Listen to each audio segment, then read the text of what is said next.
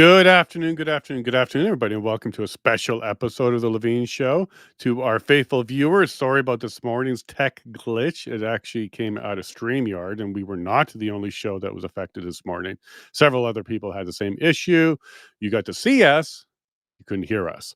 Hopefully that's resolved. I just did an interview with Payman not too long ago, and he was using StreamYard, and it seemed to have gone on without a hitch. So hopefully that issue is resolved. But we are now in Rumble Studio. We wanted to bring Jeff to you and have no troubles. So thank you very much for joining us on this special episode with Jeff Evely. What we're going to be doing is we're going to be talking about ideologies and understanding them historically, where they come from, why are they there, and how they've been used throughout history in order to control populations, propaganda, and other things along those lines. And you might be surprised some of the origins of where these come from. And Jeff has spent a lot of time researching history, paying attention, and also doing, some training as a vet. He understands what it means to get messaging out there and to try and influence maybe propaganda. I'm not saying for good or bad. I'm just saying it's something that you have to recognize that exists. And sometimes these ideologies are just adopted by people. Sometimes they take like a Marxist ideology and kind of massage it and run with it. And sometimes they just do similar things and don't even realize it, like friendly fire and attacking each other and calling each other's names and canceling and all this kind of stuff. It really does have some roots in ideology throughout history. So, what Jeff has offered to do, and I think it's a fantastic opportunity for all of us, is to kind of just sit down, drill into it. Where do they come from? What's some of the origins? And really, what are the purposes in the modern society that we're evolving in right now? Like it used to be just whisper campaigns and stuff like that. But now with internet and other technology, this stuff gets out there a lot. So what I'm going to do is I'm going to bring Jeff on, and hopefully we got the tech issues resolved because I'm really looking forward to this conversation. Let's see if this works for us. Hello, Jeff. Oh, you kind of dropped down a little bit. There you Oh, are. Nice to see you. How are you? doing good, Jason. Thanks for having me on. Oh, my pleasure. So you're not in Canada right now. You're actually gracing us from around the pond, across the pond. Where are you located? I'm in Germany right now, Rinkelinghausen, something like that. It's got a lot of like phlegmy consonants in it, and I came in just day before yesterday. I'm here for surgery. I'm having some surgery done on my neck there, and you're not going to find a surgeon in Canada that's going to be able to handle what I need. So I came over to Germany here at my own expense, and hopefully there's some reimbursement forthcoming from Veterans Affairs, but only time will tell. There's an entire conversation right there. Our vets have to fly to Germany to get the care they need in order to be taken care of. Oh my gosh. Thank you for joining us. And I'm really sorry to hear that you have to do that, but I'm glad that you feel confident in what you're going to get here in Germany. And hopefully you're much better off for it. Yeah, I'm actually pretty thrilled with the level of care so far. I mean, I've had all these tests done all within the run of a day. Everybody seems to have everything lined up. And, in Canada, it was just an absolute nightmare, like just trying to get basically the same roster of tests performed, and just trying to get like an MRI and an X ray within 6 months and send it off to the specialist proved to be probably more than the Canadian healthcare system could handle, or at least in Nova Scotia anyway. So they did kind of relax those standards a little bit for me, and we did a bunch more tests when I got here, and it was a piece of cake. So the rooms are nice, the hospital's nice. I have a lot of confidence. I spoke with the surgeon already, and he seems like he really inspires my confidence. So yeah, I'm pretty thrilled to be here. Can't wait to see you back here, though, Jeff. I kind of want you back on Canadian ground because we need you. And there was a point in time, if I was on purpose talking to somebody from Germany who purposely went to Germany, this might be a very different conversation. And that kind of ties into this whole idea about ideology, the origins, and where they come from. Now, we had a Mhm. conversation not too long ago. You were on the Levine show not too long ago, but we also had another conversation recently about, hey, what's going on out there? There's a lot of stuff in the PPC sphere, the diagonal sphere, the CPC sphere, Canada in general, globalist as well. There's a lot of moving parts when it comes to ideology and where we're finding ourselves. So we thought it was going to be a really interesting conversation to kind of share some of this. So I'm looking forward to this. So if you don't mind, I'm going to throw it to you because you're really the teacher and I'll be the student on this episode. Sure, sounds good. Yeah, so I think what we're dealing with, by and large, is Marxism. I don't think that's any secret right now. What that really looks like, I mean, well, it's a little bit more nuanced, I guess. It's a little more difficult to describe, but it's pretty complex, and it's been going on for a really long time. The Marxism has been making its way into our schools for a very long time.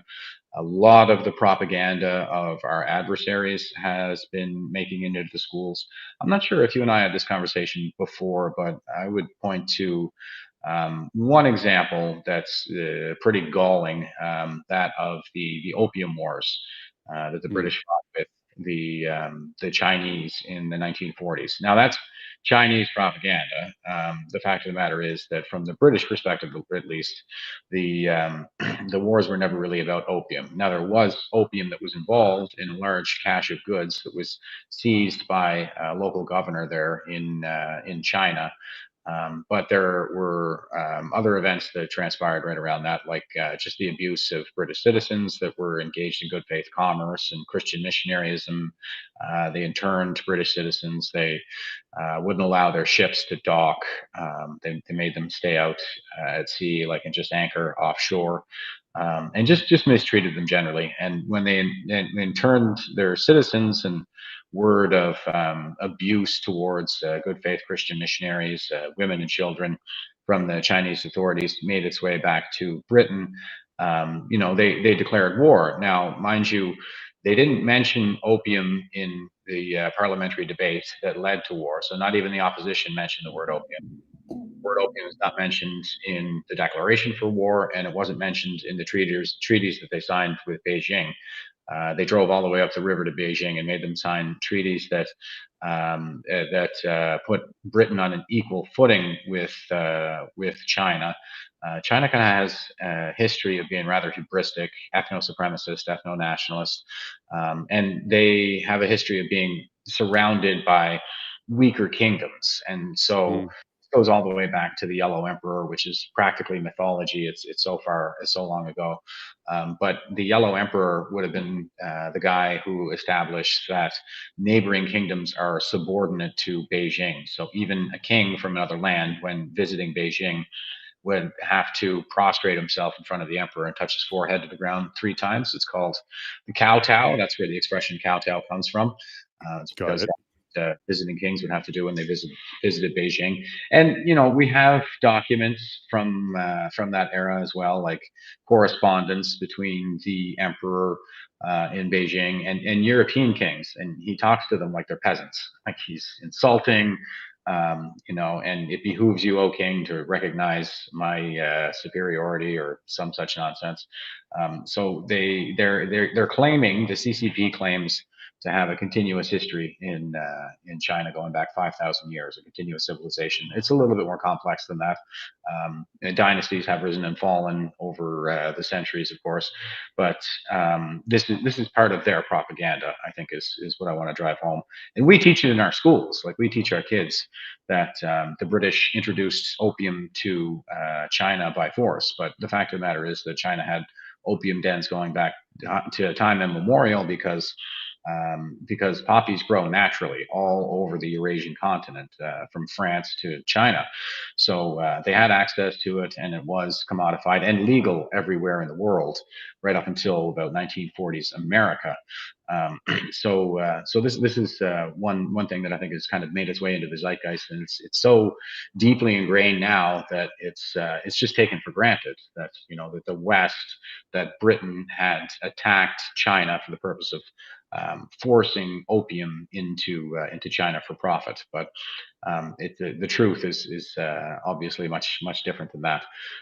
So that would be one example. But nowadays we have the Marxist ideology, and I think most people would be familiar with that. Like, Karl Marx was a German who wrote the Communist Manifesto, and it's a radical book. Like, a lot of people say that the Communist Manifesto is really more like like predictive, like he's predicting that the workers of the world will unite and eventually overthrow the bourgeois. So he basically divides the human population into classes of oppressor and oppressed, and he divides them along class lines. So the haves, the rich, are the bourgeois, and the working class, the have-nots, are the proletariat. And he calls on the workers of the world to unite for the purpose of overthrowing the bourgeoisie. And there are some other things that he gets into there where he talks about how the all Marxists support every revolution. And what he seems to mean by that is the destruction of the West, because that is one thing that is decidedly absent from anything that Marx ever wrote, was what he intends to build in the place of capitalism. He saw this natural progression from slavery to serfdom to capitalism to socialism to communism, and he never really he's trying to accelerate, I guess, the next phase to transition away from capitalism to go towards communism. But they don't really discuss like how they're going to build these systems and how they're going to structure the society anymore. Really, all they talk about is how to tear things down. And he wasn't terribly relevant in his own day. He was known. He was refuted by Mises, Ludwig von Mises in his day, who was a serious economist. And Mises said that Marx and Engels never actually refuted anybody; they just called them names and insulted Mm. people. Sound familiar? Mhm. So yeah, Just that's today, I'll tell you. oh yeah, that's what they do today, and you see it everywhere you look. And so he wasn't terribly relevant in his own day, but later on, moving into like 1930s and that era there, when things are kind of ramping up and heating up, moving into the Second World War. Well, there were a few schools that picked up Marx's writings, but they weren't particularly interested in the Communist Manifesto, which came later, or Das Kapital for that matter, which came later. They were mostly interested in his earlier writings, especially his critique on Hegel. And Marx considered himself to be a student of Hegel, and he imported Hegel's dialectic, which is this concept of a thesis meets antithesis, its exact opposite, and through a process of what he called sublimation, cancellation, basically canceling out the weaker parts and keeping the stronger parts. You combine these ideas into something new. So it's kind of a highfalutin way of saying a compromise, but that's the way these guys are. It's all turn of phrase with them. So Hegel's dialectic was imported by Marx to form his dialectical materialism. So Marx's dialectical materialism, it basically weaponizes the Hegelian dialectic. And that was what the professors at the Frankfurt School in Germany, the post-Marxist professors, that is, like Herbert Marcuse, very well known, and he's also the guy who came up with the idea of liberating tolerance, which is really repressive tolerance because everything is opposite with these guys. Opposite, yep. But and the reason why they're opposite is because of this thesis meets antithesis kind of idea. So you take the thesis, which is kind of basically just an empirical claim or realistic claim, something based in reality, and you hurl its complete opposite at it. And the idea, like in Hegel's dialectic, the idea was to come up with it was a way of ascertaining deeper truths. But with Marx, like I say, he weaponized it. So it's not in good faith. It's not a good faith argument anymore. He's just trying to negate people's sense of reality, essentially, and that's what the Frankfurt School was particularly interested in, as well as the postmodernists in France.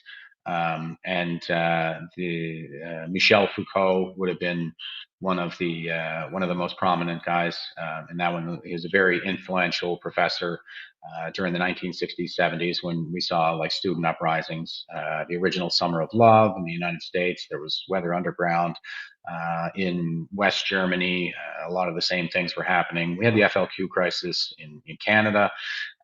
So he was highly influential, and yeah, I mentioned Marcuse, the liberating tolerance. The idea of liberating tolerance was actually repressive tolerance, and we see that being employed right now, where Mhm. it's carte blanche for left wing causes, but it's you know, the right wing causes gets the boot, the jackboot. So, you know, the most peaceful, loving, largest demonstration in the history of Canada with the trucker convoy, that gets crushed. But we can see the Hamas whole demonstrations taking over the streets and even the parliament, and nobody even gets arrested. So, you can see that people have been brainwashed to a degree. They've been indoctrinated into this way of thinking. Take, for example, like there was the case where Billboard Chris was in Vancouver, and he's just standing there holding a sign when this man dressed as a woman assaults him right in front of police. And when he's saying to the police, like, "What the hell? Are you just going to let this guy get away with that?" And the officers are saying, "Oh, I think you provoked him a little bit." And he says, "I'm standing here with a sign. Like, I can stand here with a sign, as is my right. He doesn't have a right to put hands on me." And they're like, "Well, we think you provoked him a little bit." That Um, sounds familiar, kind of like your skirt was too short. yeah, it's victim blame, right? Um, so everything's been completely turned on its head. A little Um, bit, yep. Yeah, yeah. And so this is where cancel culture comes from too. This the Marxist dialectical materialism that's based on the Hegelian dialectic. It's essentially a dialectical attack. So whenever you you know, try to say something you know, positive about something like border security, you get called xenophobic, right? Right, right. My favorite is when you're pointing to what they're doing to some of these children in the gender clinics, which used to be pediatric autism clinics. That are now pediatric gender clinics in Canada. And I'm the guy who shows like surgical outcomes. You know, I'll put them on a poster and show up at a drag queen story hour, for that matter. I put them on my social media and stuff like this. I can put that stuff on my social media, like my Facebook, and it's bizarre. I put a picture, for example, of a young girl. I don't know how old. They might have been like 18 or something like that, but they got a double mastectomy, and it's a complete. It's just butchery. It's so sad to look at. Put something on there. I put that on my Facebook, and I had somebody coming in there calling me homophobic for posting that up there. So if you're trying, yeah, if you believe in protecting children from these butchers, then you're homophobic. But it doesn't make any sense logically. You have to understand it doesn't make any sense logically, but it does if you're a Marxist. They're not operating on the same framework that we are anymore. They've got a completely different operating system installed now. And so they view everything through that Marxist lens. And another lens, I'll move into some other stuff here, because there was this stuff that happened in the 1930s and 1940s where we saw the, you know, the weaponization of we saw the Marxist dialectical materialism really imported into the thinking of the Frankfurt School in particular, and they had a motto of "Aufheben der Culture," as in abolish their culture, or you know, they through the process of sublimation, like I say, you cancel their culture with these dialectical attacks. And the whole purpose of the dialectical attack is essentially to negate our sense of reality. And so some of these people have had their sense of reality completely negated, and Mhm. they're viewing the world through a Marxist lens. And in the example that I gave, then that would be like the gendered example. And then in the late 80s, early 90s, we saw a lot of these students that would have been involved in some of these uprisings that we saw in the 70s, for example. Rudy Deutschke was the guy who said the long march to the institutions. He said, now we must go on the long march to the institutions. Talking about the students that were graduating at that time in the late 60s and early 70s, which is the generation that Yuri Bezmenov said they went into the schools and they demoralized a generation of young people. And in 1984, when he gave that interview, he said it's too late to stop the process of ideological subversion because these people have already graduated. They graduated in the 60s, and now they're working in our institutions to eventually turn them against us.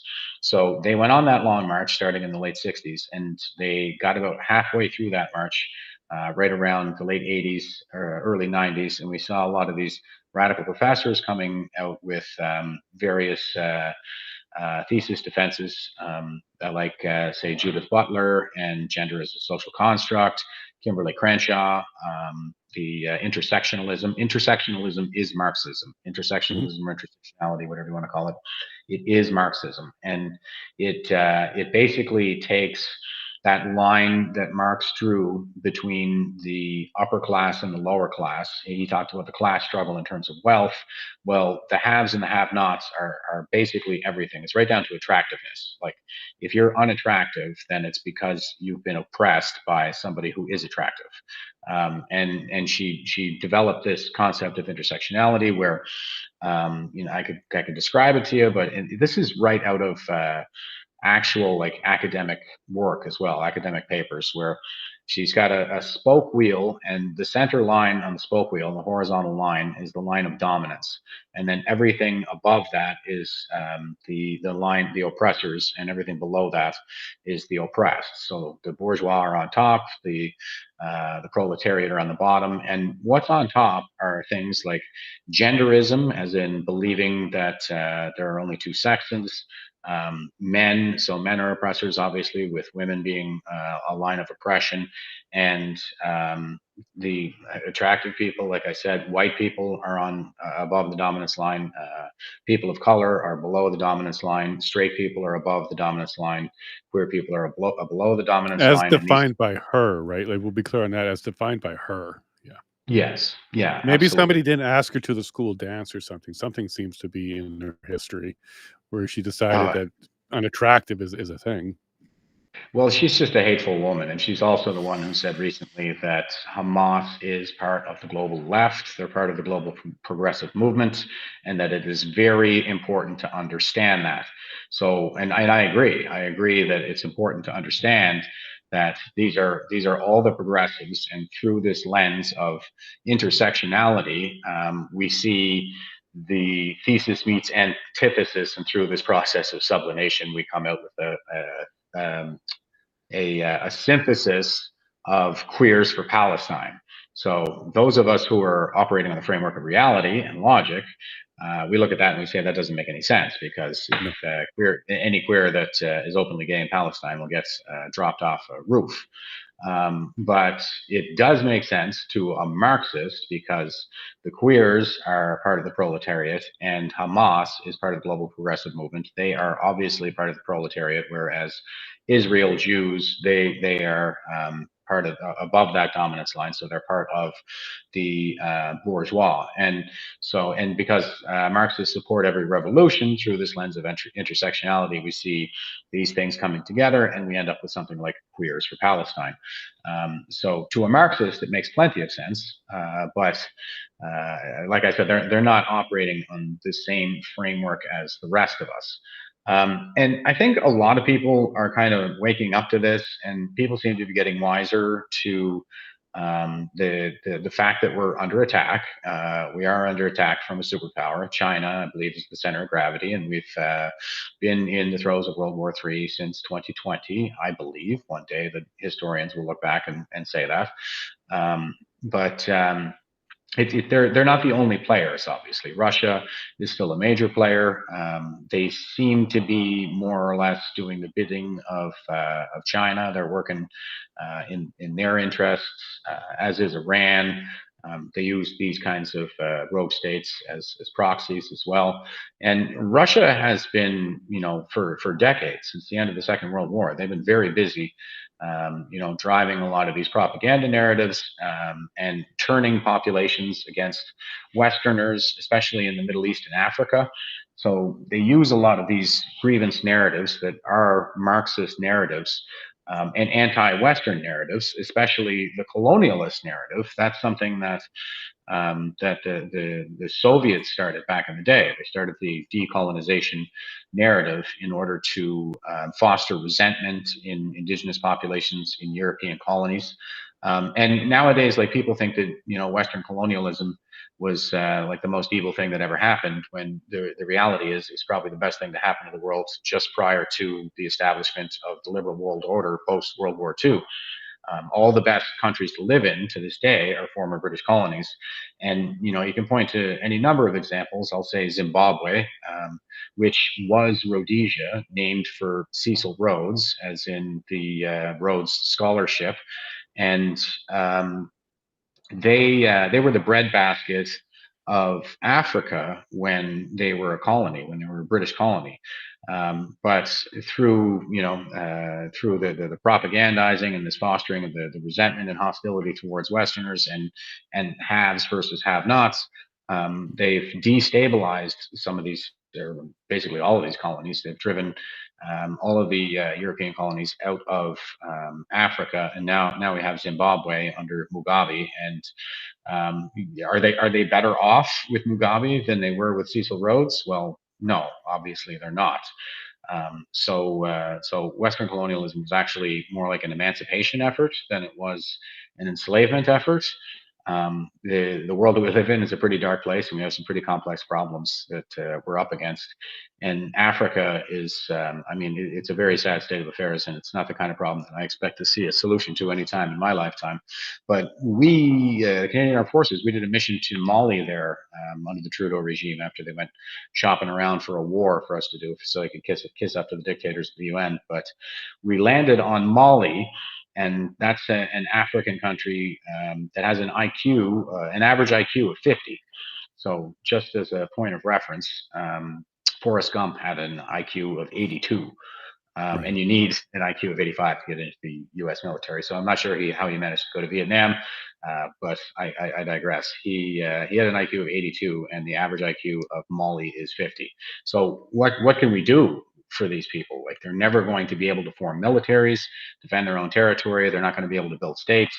And I think that in the pre-IQ test era, there was some recognition of the fact that these people just probably are not going to get to where we are without some help. And so that was what colonialism was really all about, was an attempt to emancipate our fellow humans. But the Russians had other plans. Obviously, they want access to the wealth of resources available in the Middle East and Africa, as does China. China has been aggressively colonizing Africa, bringing in 5G all over the Middle East and Africa, and making them more dependent on their systems, pulling them in as economic satellites. And they're moving there like in droves. There are millions of Chinese that are moving to these countries at the same time. So they end up getting pulled into their orbit, and that serves China and Russia's interests, obviously. And they don't have very good intentions for the world. They want to build up their militaries and so on and so forth. And one one of the other narratives that I see that I guess really kind of has been I've been seeing this a lot online, and kind of inspired me to reach out to you to say, hey, why don't we have another one of these chats about the propaganda narratives that we're up against? Because, but before I go into that, I'll talk about some of the stuff that we see here in Canada. Like, there was the Before you jump there, can I just sure. pull back for 1 second? Because I actually have a practical question. What Sure. was, do you think, the reason for developing this ideology? Was it because back in the day we thought, well, we need to protect ourselves and our identity? Was it because we needed to cohabitate with our neighbors and have our own identity and distinguish them?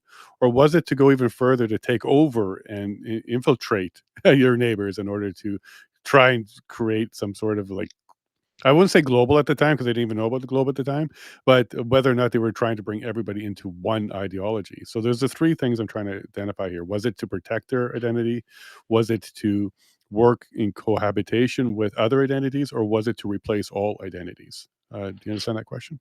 You mean Marxist? I'm not sure I understand it fully. No. Uh, Just the idea that humans came up with this idea of ideology and then using it as a weapon. So in a practical sense, we came up with it for a purpose, I would assume, unless there was a group that just came up with it for control or something like that. I'm trying to figure out what were the origins of the idea of ideology, and then trying to use it as a weapon to control neighbors or other people.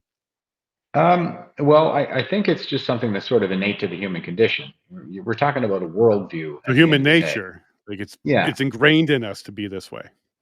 Yeah, yeah, absolutely. And we're we're a theocratic ape essentially. So, and yeah, it all kind of goes back to the tribal instincts. And in the ancestral environment, when we lived in the wild under extremely harsh conditions, other tribes represented competition for resources, mates, Mhm. a threat to our survival. They could also be carriers for disease. So things like languages were developed, in order to kind of differentiate the outsiders from the insiders, and really, like, morality doesn't come naturally to us as animals. It's more like the tribal instinct. It's the in-group preference coupled with the out-group hostility, and the closer, the more closely related another individual is to you, the more likely you are to act altruistically toward them. Richard Dawkins talks about this in The Selfish Gene, Okay. where he kind of nails it down to like exactly how closely related and exactly how likely you are to be more altruistic. And he uses prairie dogs to demonstrate it. Where a prairie dog, if it's just a neighbor that they're close by when a bird of prey comes flying past, then they probably won't call out. But if it's their next of kin, then they will cry out Right. to warn them of a bird of prey, even though that puts them at risk of being eaten by said bird of prey. So yeah, it's instinctive, and another part of that would be the worldview, because shared worldview, as we can see, is essential to social cohesion. So people who blaspheme the accepted dogma, the worldview, tend to be a threat to the social cohesion, and then that leads to all kinds of problems as well. Eventually, death. It all comes down to our survival. And that's why you get, like, you can see the wokesters, they get triggered, right? It's their religion. They've put their faith in this dogma, and this is something that lesser known communist by the name of Antonio Gramsci first said.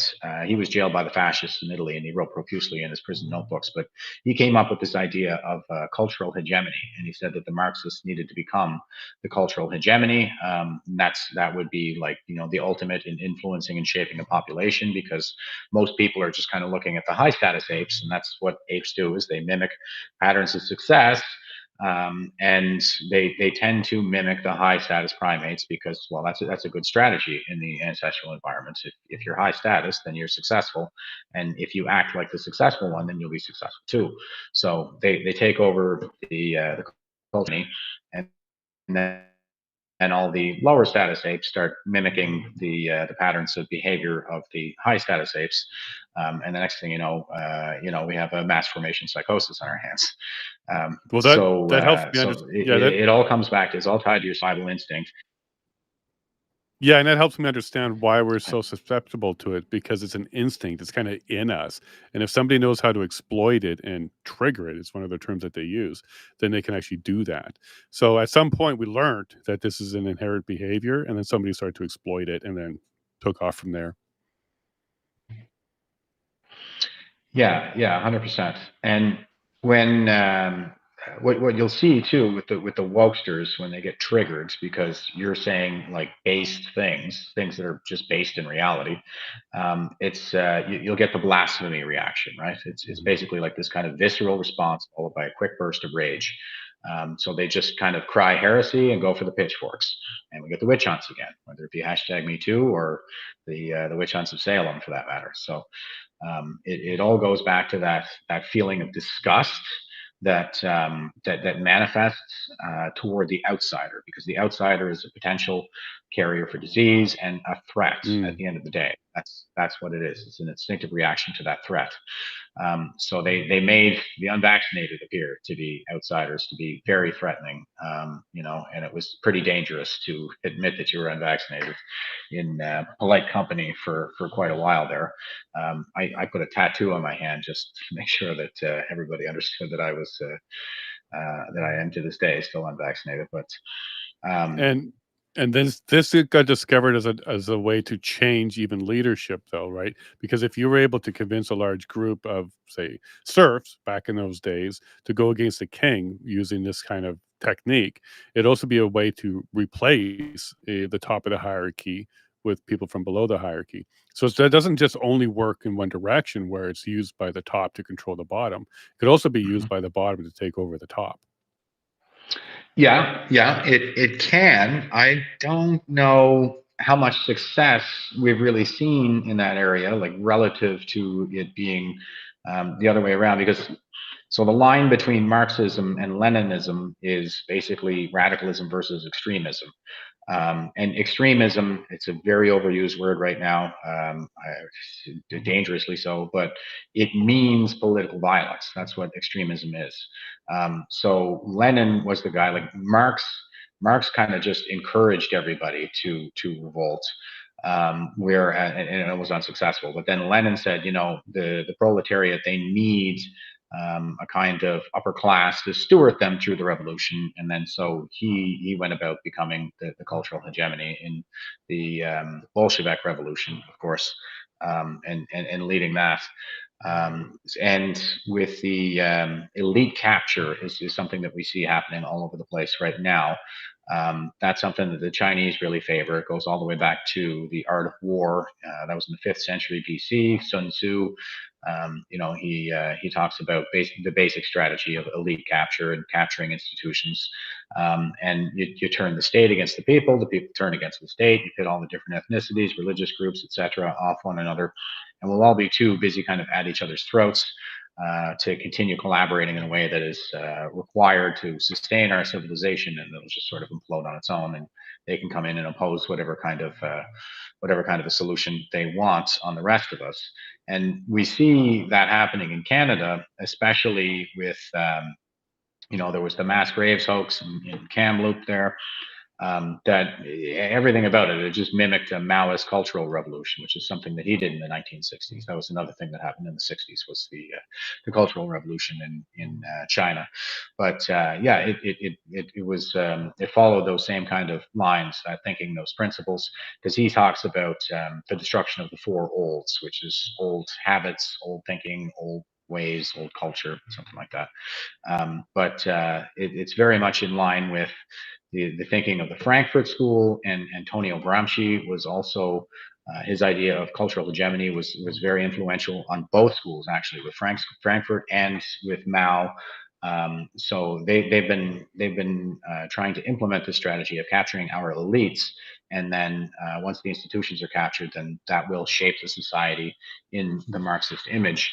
So they ran this psychological operation with the mass graves hoax, and it's essentially a Maoist cultural revolution.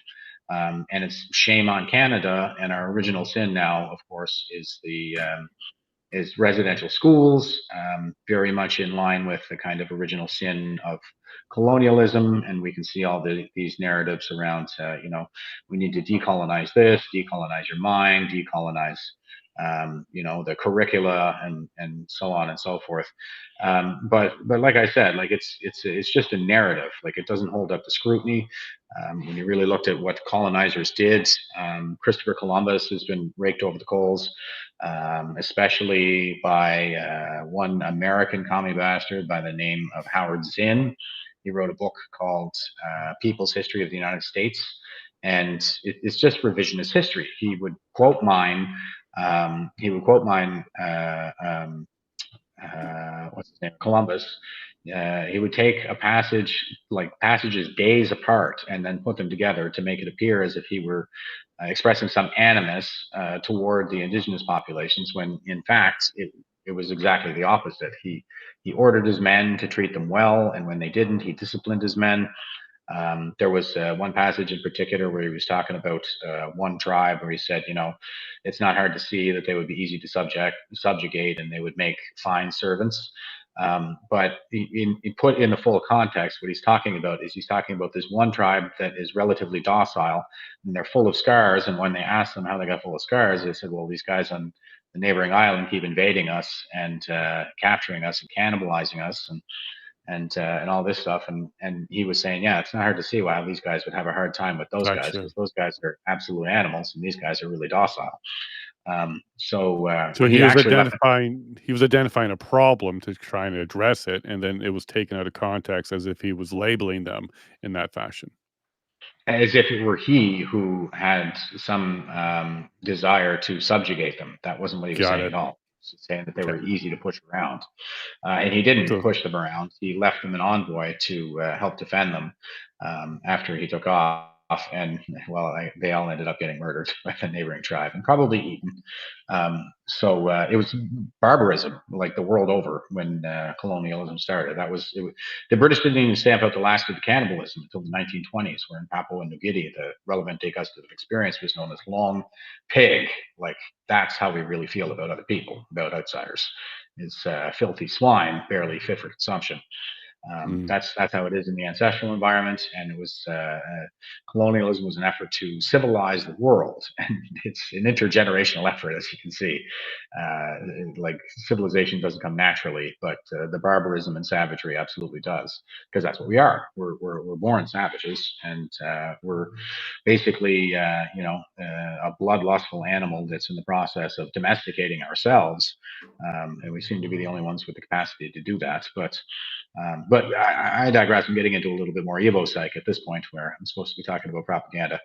But yeah, this is part of why it works. Is now we have these tribes essentially, and the way authoritarian regimes work is it's not just a single strongman in a country of 2 billion people like China. It's not just Xi Jinping who's pushing everybody around and keeping them all in control.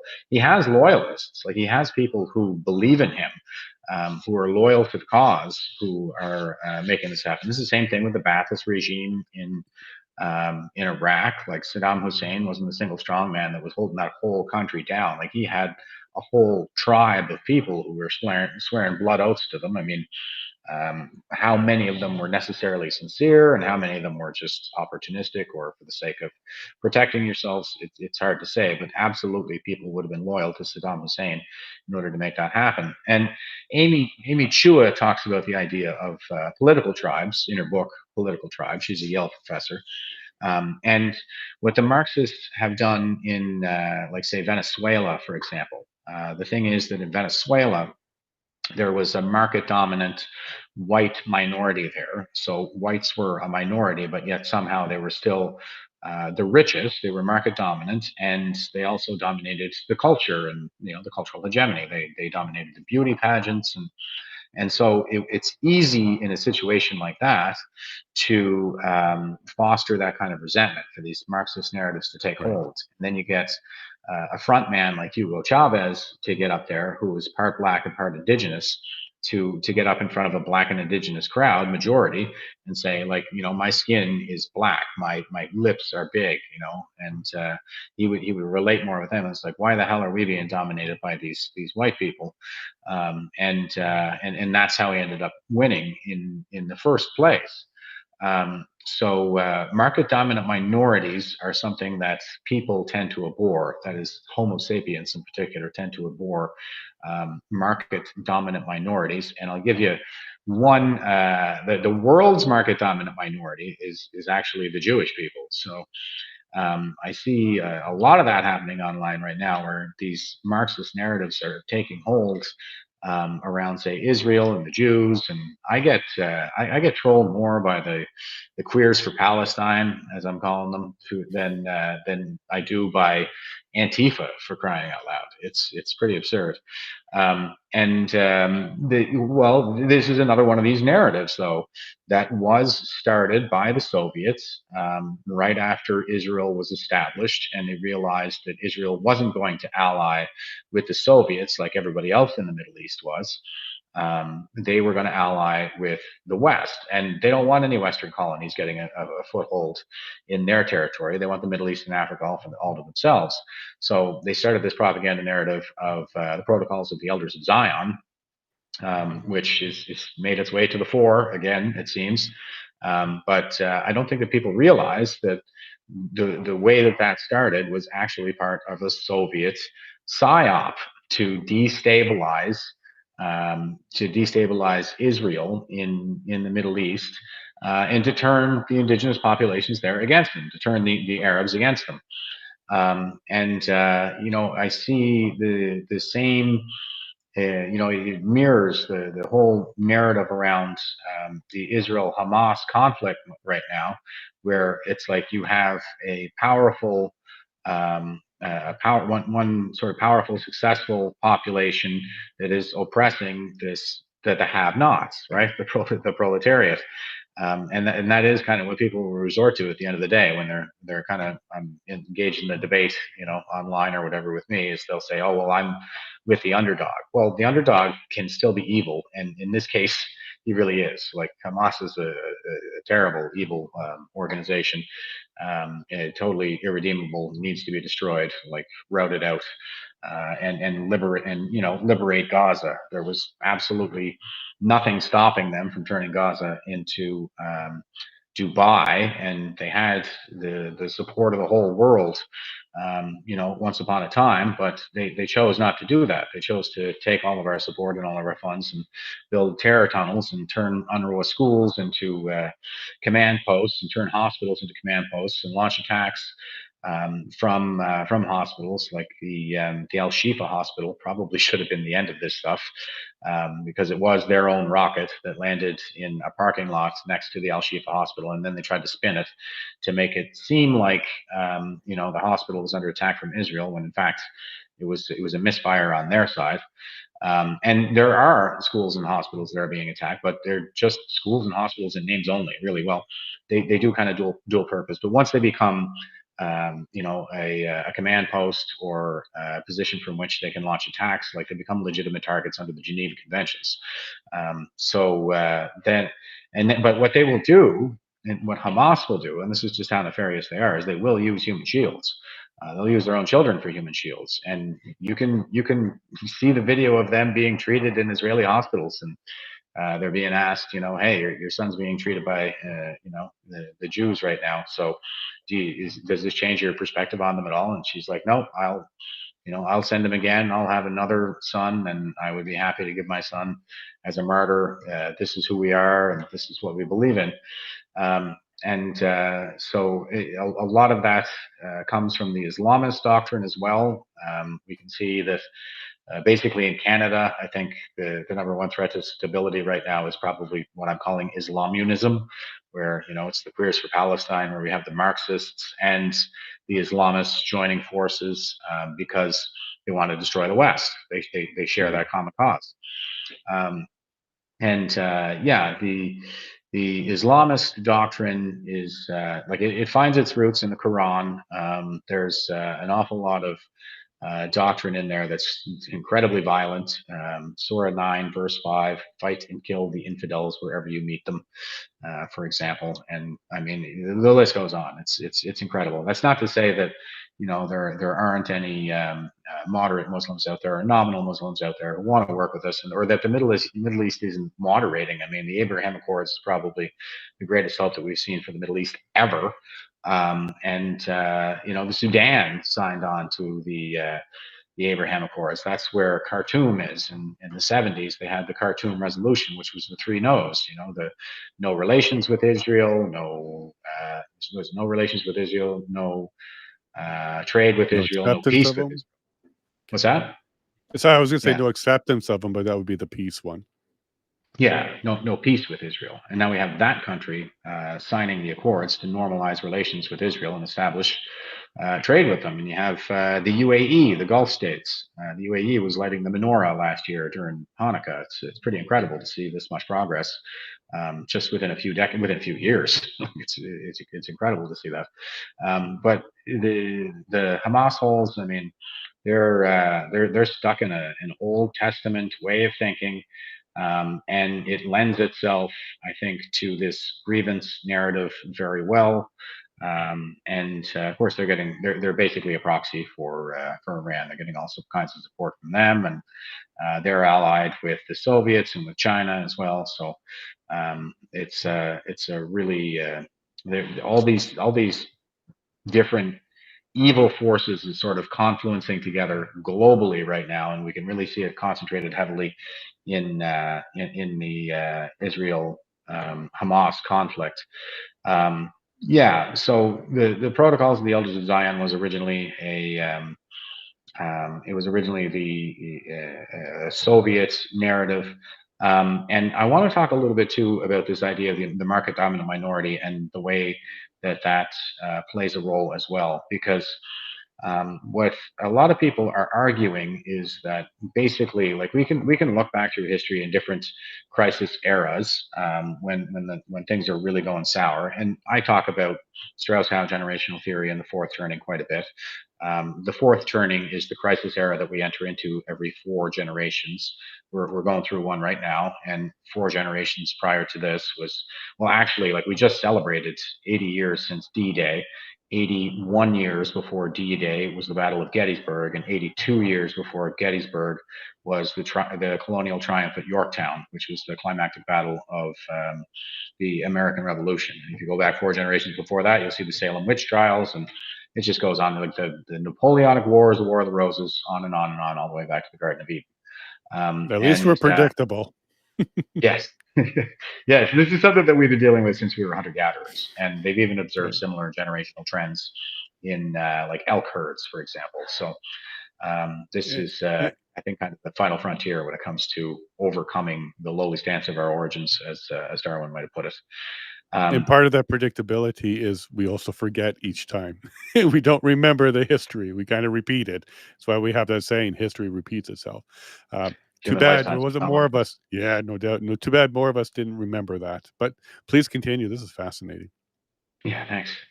So we go into these crisis eras, and we end up with a corrupt establishment, a very corrupt elite that is doing this to us, as we can see.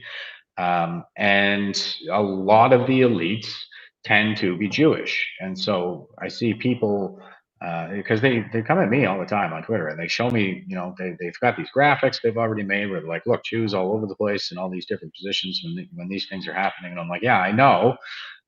But that's not the cause. Like they were there before, there were Jews in the elites before, and they are today. But now everything's fallen apart, whereas it was not before. So you don't have the causal factor nailed down here. First of all, and the causal factor, by the way, is the boomer generation. That's what always happens. That's why it's a crisis era. It's because the generation born in the wake of the previous major crisis, that being the boomer generation and World War II, respectively, when that generation reaches peak institutional power demographically, when they're in their early elderhood, just prior to retirement, and everybody's at the peaks of their careers, that's when they tyrannize us because they don't have any supervision. There's nothing holding them back anymore. And so, like the battle of the sexes from the 80s is now the all-out war on gender. Right? There's no such thing as Right. gender. So that is the path that it took. And what they do, the boomers follow the generational archetype of the prophet, as in those who found our religions, like the Prophet Muhammad founded the religion of Islam. And you look back in, like, say, the Old Testament, you see the old man with the long gray beard. That's the prophet in his elderhood. Okay, so like Yahweh, Abraham, Lot, Moses. Muhammad, on and on. Gandalf or Obi-Wan Kenobi. It's always a crisis whenever you have the prophet in his elderhood. Um, so that's the actual causal factor. That's my assessment. It's the fact that we're in the fourth turning, but you're still going to see a disproportionate number of Jews making up the elite class. Now that, but the thing is, we also see a disproportionate number of Jews who make up Nobel Prize laureates. Right, it's about 22% on average. About 28% of Nobel Prizes for physics, in particular, go to Jews. And it's the same phenomenon that explains why it is that we see whites as a market dominant minority in Venezuela. It's because of IQ. So the fact is, and it's a sad truth, but it's no less true because of how we feel about it. Facts don't care about your feelings. Mhm. But the fact of the matter is that different groups, different social groups, different ethnicities actually have different average IQs. So Jews actually have the highest IQs of any ethnicity. They're one full standard deviation above whites, so that's about 15 IQ points. That's about the same difference that we observe between whites and blacks. Blacks are on the lower end of the scale, and I'm not encouraging that anybody be mistreated on account of their race or skin color or anything like that. That's not. Everybody should be judged on their own individual merit, and to mistreat somebody on the basis of a prejudice that you associate with the group characteristics to which they're assigned, that would be racism. But social trends do exist, and this is a social trend. And the reason that I have to talk about this is because the Marxists are pointing to every disparity of outcome between groups and saying that that is proof of oppression. Well, no, it isn't. When you have these other obvious social factors that could already be used to explain this. So in Venezuela, whites became market dominant because they were surrounded by populations that were had slightly lower IQs than they did, and in the case of the Jews, they're basically the global market dominant minority. So they have the highest IQs and they dominate, like I said, the Nobel Prizes, the physics, all that stuff. Not just business, not just banking, not just Hollywood. Now they did end up. There are other reasons why they ended up in these fields, namely that they were living in the diaspora for thousands of years after the Roman Jewish Wars of like the year 52, something like that. They've been living in the diaspora so long, nobody would hire them. Because they weren't Christian and everybody hated them for killing Jesus. So they ended up having to become very industrious. They tended to be very business minded. They had to stick together, keep the family really close. And so they went into all these other fields that nobody else was terribly interested in, like banking, like Hollywood, like media, and so on and so forth. And Would it be that's fair not to say that they were also very disciplined and traditional, and they worked on their values a lot more? Would that also be fair to absolutely. add to the argument? Yeah, absolutely. The cultural factors I don't think could be understated. Gad saw it. I saw him speak in person at the Free Speech and Medicine conference there a couple of years ago, and he told a story about how he finished his master's degree and then told his mother that he was going to go work with one of his family members. They were going to go, he was going to go work for him or something, and she pulled him aside and said, if you go to work now, then everybody's going to say that you dropped out. As in, if you don't get your PhD, then you're a Mhm. dropout. So, really high And value of education. the reason why I highlighted that is because my observation of Marxism, and especially here in Canada, is they're targeting traditional values and they're targeting discipline and telling you you can be anything. Don't even, you can be a man, a woman, you can be anything. And they're targeting the traditional disciplines that we normally would use to build up a culture.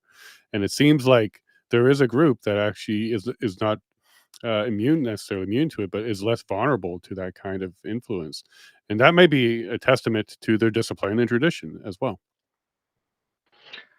Yeah, I think that that's a fair point. I guess I'm still undecided as to whether like maybe the culture is a product of the IQ in a way. It could Um, be going both ways. They could develop or evolve together. yeah, something like that. Um, Yeah, so I see a lot of that. They'll say they're anti-Zionists, but after a few comments back and forth, I can kind of tease it out. It's like, no, you're talking about Jews. You're not talking about Zionists. And so, so I So that had its see. roots in Russia, you were saying. So that particular ideology came out of Russia to suppress that group, and now it's been kind of turned in order to suppress other groups. Well, the narrative that came out of Russia with respect to the Jews was the Protocols of the Elders of Zion. That was what they first started, and they fostered a lot of this sort of stereotypes about Jews baking their Passover matzahs with the blood of sacrificed children and stuff like this. Mm. So just a lot of the the negative stereotypes associated with Jews. They really bolstered that in the Middle East.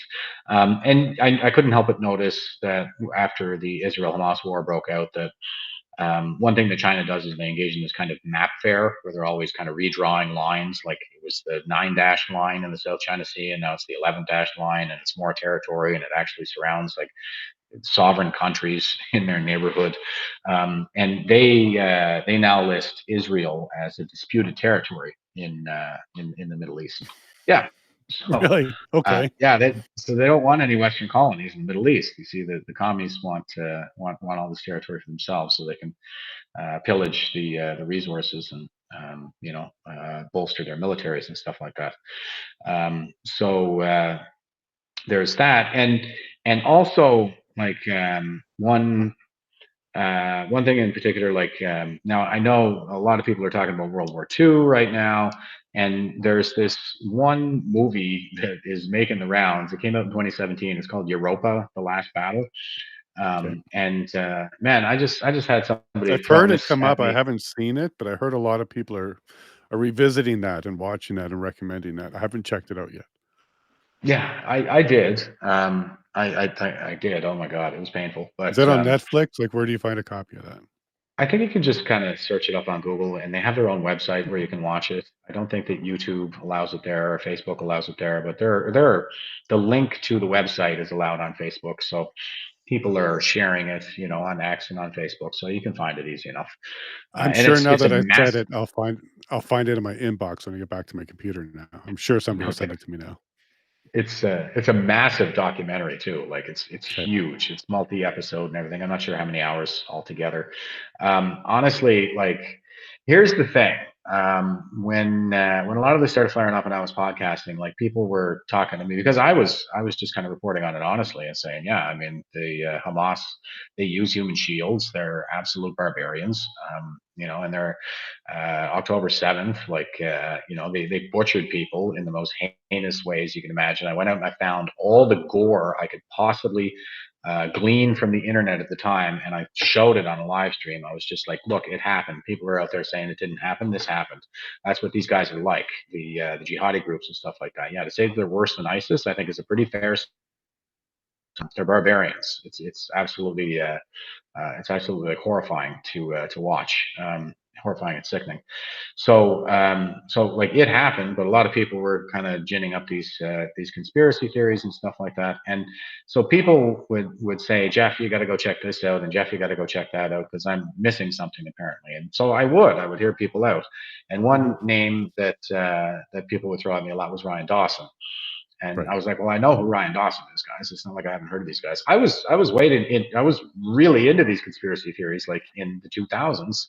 But I realized, where I made mistakes eventually, and I started endeavored to improve my thinking, get a little bit more critical about these things because they're quite And enticing. and for my viewers, they can watch our Ryan Dawson episode. It was their 9/11 episode in 2022, I believe I did. Was it this year? No, 2023. So 2023 9/11 episode, Ryan Dawson, and he had a bell every time he said names. He would ding his bell. I'm not really sure what that whole thing was about, but it was quite the conversation. So if you haven't checked that out, go check that out. Sorry about that, Jeff. Go ahead. He rings the bell to indicate that they're Jewish. Oh, Um, okay. so So is he trying to be so like that Pavlov's dog or something? Like, is he trying to program us? I'm not sure what he's doing there. he's trying not to get censored. So instead of saying that they're Jews, he just rings the bell. Oh, okay. Well, you there was a Yeah, lot of bell toll in the, episode I had, so now I understand. yeah, Okay, sorry. and the Frankfurt School guys, a lot of them were Jews too. And so you can do that. You can point to that correlation, and it's a real correlation, but correlation doesn't imply causation, or at least it doesn't prove causation. That would be the fallacy of false cause. So you found your correlation, but that doesn't really mean that there's a causal factor there, let alone a global conspiracy that has 15 million Jews dominating the entire world. That I think is incredulous. That's a hell of a claim to be making. And like I said, and what I interviewed Ryan too, and what I kind of tried to impress on him was, you're not really pointing to any examples of these Jews engaged in such nefarious behavior from outside of a fourth turning. People will point to, say, Magnus Hirschfeld, for example, who performed the first biomedical gender transition in the Weimar Republic around 1933 or something like that, and he's a Jew. So yeah, this is all Jewy stuff. That's where it all comes from. Well, No, he's a prophet. He's a missionary general, which is the prophet generational archetype, which is the same generational archetype that the boomers follow. So you see these things happening during fourth turnings. Though the basic theory is, well, they orchestrated World War One, made a bunch of money off it, made an even bigger world war in World War Two, so they can make more money and get the establishment of Israel. But then, if they're orchestrating all the wars for the sake of money, then why did we go from World War II with like 450,000 American casualties to Korea with like 53,000 casualties? So they got a lot smaller. And this is the trend that we actually observe all throughout history, is that generally the trend line is in the other direction. The wars are getting smaller, the casualty rates are getting lower. The casualty rate was lower again with Vietnam. The sheer numbers were greater, but Yeah. it was a 9-year war as opposed to a 3-year war. So really, the casualty rate was only about a third of what it was in Korea. And then Iraq again lower, Afghanistan again lower.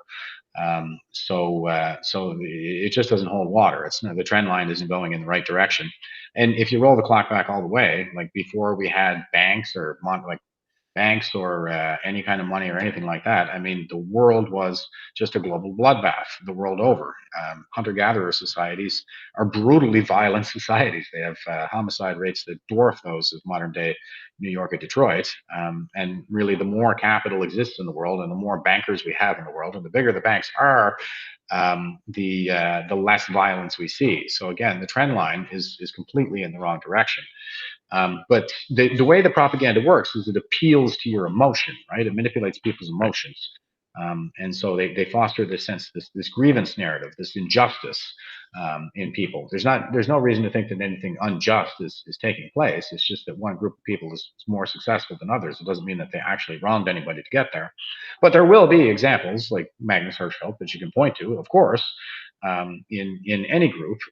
But I would say again, like the concentration of this kind of evil stuff with the books the Nazis were burning were the sexology books and stuff like this.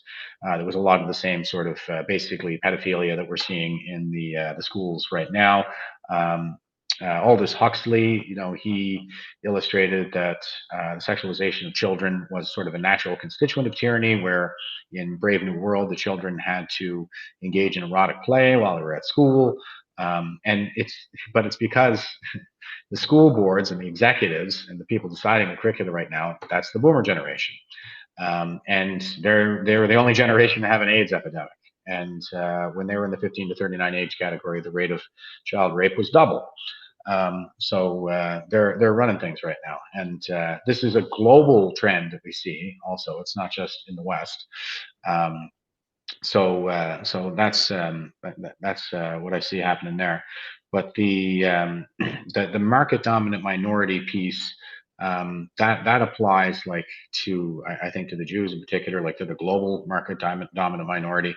And so everywhere you look, whenever you're going to see groups of elites that are misbehaving, you're going to see a disproportionate number of Jews, just the same as you would see a disproportionate number of Jews on the Nobel laureate list. And it's a Marxist narrative at the end of the day. It's the oppressor oppressed, and it follows the same basic narrative as, say, third wave feminism, because what the third wave feminists will do is they'll point to all these positions of power and say, look, they're occupied by men.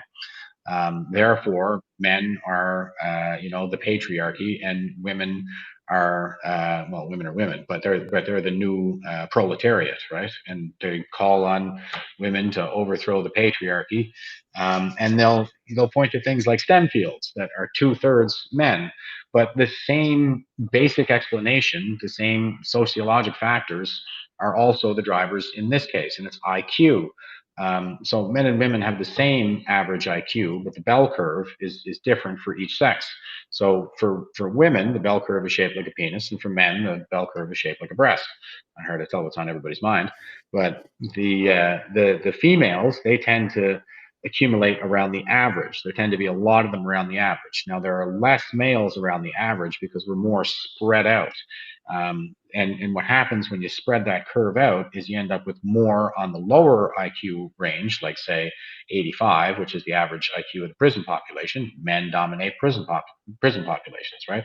But on the higher end, around the 140 that's required to work, 130 to 140 working STEM fields, you'll find way more men up above that range. There's only like one or two women where there's all kinds of men, not a tremendous amount or anything like that, but there are going to be way more men up around that 140 IQ range as well. It's a trade-off. Everything in life is a trade-off ultimately. So really, I mean, I'm looking at this whole reptilian shape-shifting Zionist overlord conspiracy theory as basically just repackaged third-wave feminism for wannabe-based chads.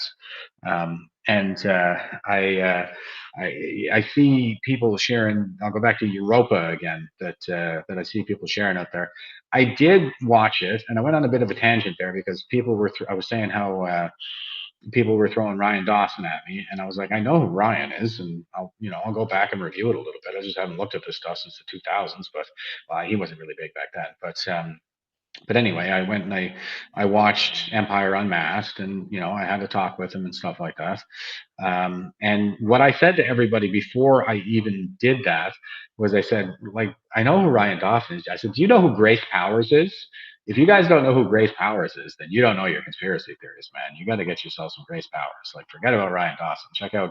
Check out Grace Powers sometime. I saw all the Ring of Power movies. I saw all the Zeitgeist movies. I saw all the Loose Change movies. I've seen the Empire Unmasked in Europa. I've seen all these different documentaries, so called. But anyway, that was what I said. I said, check out. You want to know your conspiracy. You don't know your conspiracy until you know your Grace Powers. And so now Europa is making its way around. I went and I watched that, and 5 minutes into it, I shut it off and walked away because what he did was he took a segment of Ring of Power, the original one, and he just clipped it right into to Europa, and he didn't credit Grace Powers or anything. He just ripped her off and put this whole segment of Ring of Power in the first movie. Like 5 minutes in, he was already cutting to it. I was like, I know this stuff. I've already seen.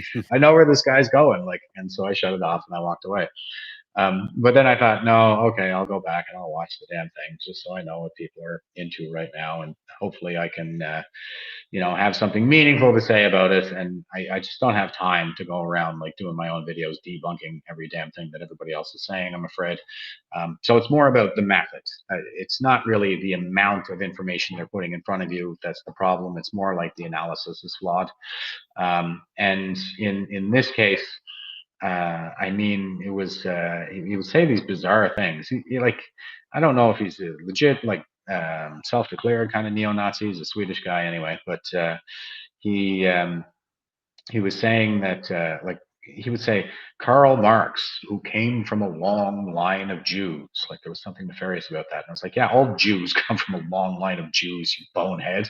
Like back to frickin' the Garden of Eden, for crying out loud. Like there's nothing even remotely suspicious about that. And in fact, his father converted to Protestantism when they were living in Germany, just to fit in or something like that. And Marx himself was an atheist. So ethnically Jewish, sure. The IQ was probably there, sure. He could turn a phrase 100%, but he was nothing like his father, who was very industrious and wealthy. He was a complete layabout who couldn't even write most days because he never bathed and had boils on his penis and anus so painful that he couldn't sit down to write Oh, most wow. days.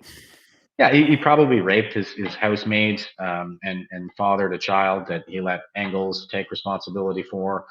He was just an odious dirtbag. And you know what else? He was a prophet generational archetype. Okay. He was a boomer, the elder prophet with the long gray beard. Based on his birthday, he was born in the wake of the, would have been the American Civil War around then, although, that wouldn't have been the conflict overseas, but everywhere was in this kind of turmoil following a fourth turning. So he's born in a first turning, raised as indulged, and he turns out to be a complete hippie hairbag who has extreme daddy issues. That is sort of the main characteristic of the boomer generation, is they hate their great war veteran daddies for ever expecting them to live up to the same expectations as the rest of us and contain that commie Right. dragon in Vietnam to keep them from getting access to the Golden Triangle. They murdered all their own officers, over 850 of them, just to get out of combat, and committed the massacre of My Lai and precipitated 2 genocides with the pullout. So yeah, just an odious dirtbag, and it has everything to do with the way he was raised, not with the Judaism, the Jewish genes itself. And this Europa would go on to talk about the Bolshevik Revolution, because a lot of the Bolsheviks were Jewish, and it's like, yeah, I understand that, but again, they're profit generers. Okay, they're boomers, and I would expect to see a disproportionate number of Jews leading this kind of new cultural hegemony because of the IQ factor. There were polemics. A lot of them were polemics, and they were very good at turning a phrase and stuff like this. And they were radical. They were boomers. They were radical because they were boomers. The Bolshevik Revolution was basically just the sexual revolution of its day. We had the sexual revolution in the 60s, 70s, around that time, and Black Panthers and Weather Underground and so on and so forth. So the Bolsheviks, yes, were predominantly Jewish, but then this guy in this propaganda film Europa, he starts saying that Stalin was probably a Jew, and I'm sitting there going, based on what? What basis are you saying that this guy is a Jew? They don't really show his paternity or anything like that in the film, and I'm looking at his face like, he looks pretty Slavic to me. He doesn't look very Jewish at all. Stalin's not exactly a well-known Jewish name either. So really kind of reaching in that regards. And I watched it all the way through, and there's a lot of stuff in there that's just kind of revisionist history that I don't personally have the time in this lifetime to go through and debunk it all. And frankly, I just have such much higher priorities right now. We've got a fight to fight out here. But the basic methodology is absolutely flawed. And this idea that the Nazis. Now, there are some quotes that you can point to, like, say, General George Patton, who said that it probably would have been better if we joined with the Nazis in order to destroy the communists, because the communists are worse. Now, that's true, but Yeah. that doesn't The mean that the fascists, I think Nazis he used the are term fascist or something like that, but yeah, same thing, good. right? Yeah, fascists. I think you're absolutely right. As you did say, fascists. We probably should have joined I with just came fascists. across that quote like the last 24 hours too. How ironic. But he said something along the lines like, yeah, the fascists may have had it right, and the communists is who should have been fighting all along. Something along those lines. Yeah, it's a bit like saying ISIS is worse than the Nazis, which is true, and communists are worse than Nazis and worse than fascists. I would say that that's true as well. But that doesn't mean that the Nazis were good guys, and Right. the Nazis were fundamentally Marxist. What we're actually looking at here, and Mussolini was a Marxist. He was an editor at a Marxist newspaper before he went to Spain to fight with the fascists, and he came back more extreme than ever. They took all the same ideas and basically just put the ethno nationalism into it, whereas the communists were more like internationalist Marxists. So it's not much of a distinction really, to be made. But in case there's any doubt, I did. Oh shoot! You know what? I had it pulled up here just a little while ago, but there's a book out there. I think it's called "In the Words of Hitler," and there's a quote in there where Hitler says that yes, his ideas are fundamentally Marxist. That's what kind of forms the basis of his philosophy. And you can look at his programs, you can look at the social programs, the economic programs, you can look at all of it, and he's like, these are Marxist principles. We follow Marxist principles. So this idea that they were purely like just anti-communist. They were in a sense, but these are competing factions of socialism, essentially. Like they're all just these incestuous cousins that are scrounging for the scraps of the civilization that the civilizations that they're destroying. So um, this and so anyway, this romanticizing of the Nazis I find to be well, it's not. It's disturbing in a sense, but it's just so stupid. I can't. Um, that's the part that really bothers me. I mean, if it really came down to a certain group of people, like the Jews, for example, if it really came down to a certain group of people, then I would be like, fine, it comes down to a certain group of people. But that's it's not the evidence just doesn't bear this out. I am very critical of, say, the role that Islam plays in terrorism in the world these days. And yeah, I do think that globally, the Ummah, the global Muslim population, is disproportionately problematic and inclined towards extremism because of the doctrines in the Quran, the Hadith, um, well, there are a couple of others out there. I'm struggling to remember the titles right now, but yeah, and some of these different doctrines, like they're very problematic. They're very hostile towards unbelievers, towards non-Muslims, and so it's really easy to borrow from the religious texts in order to garner support for your violent extremist movement.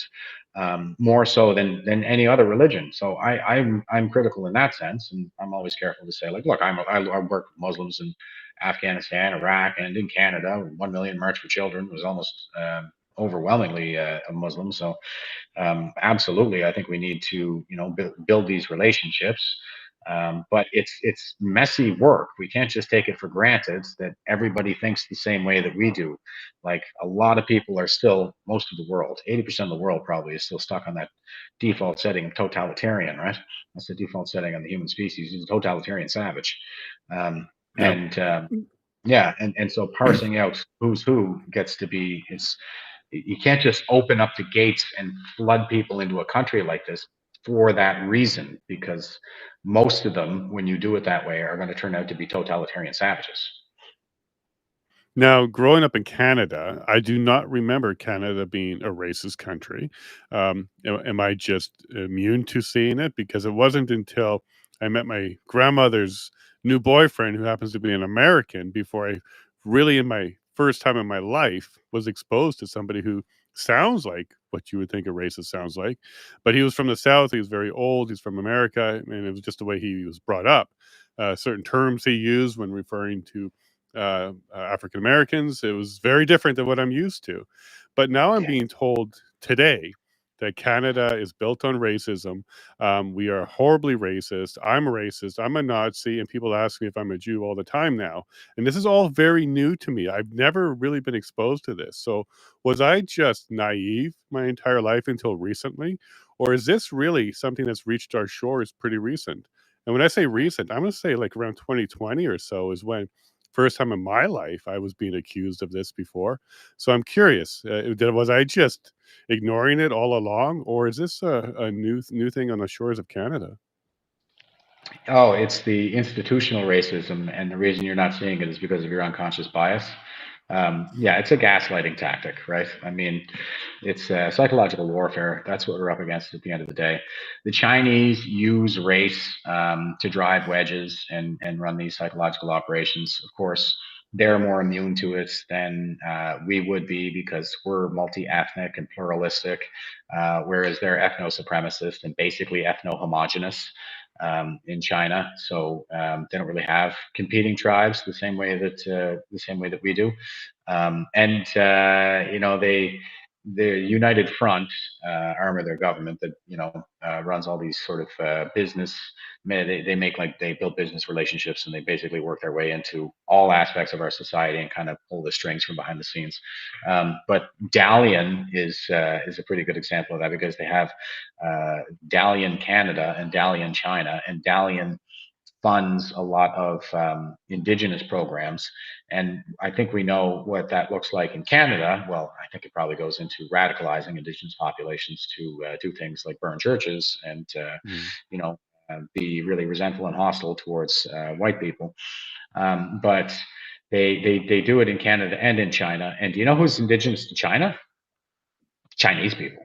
So it's just a shameless scam that they're running. And I don't know if you've ever seen that Chinese laundry detergent commercial where the Chinese woman puts a black guy in Yep. the washing machine and he comes out Chinese. And he pops Yeah, out. they're Yep. unabashed.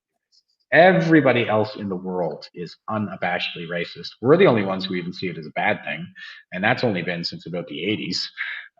So yeah, we're the least racist society that has probably ever existed in Canada, in particular, and we're being gaslit into oblivion here. So we don't stand up to them. I mean, look at what happened with Vincent Ke. Like Vincent Ke was credibly accused of helping to rig the election for Han Dong, and he, sort of he liaised through the Chinese consulate to get all those Chinese students down there to vote in the leadership race. But when he was approached about it by Globalist News, he said, "Oh, you can ask me that question because I'm Chinese. I told me the Right. email. It's very racist. I'm Chinese. You can ask me that question." And that's how I would respond to him anyway. I would just make fun of him. It's like, screw you guys.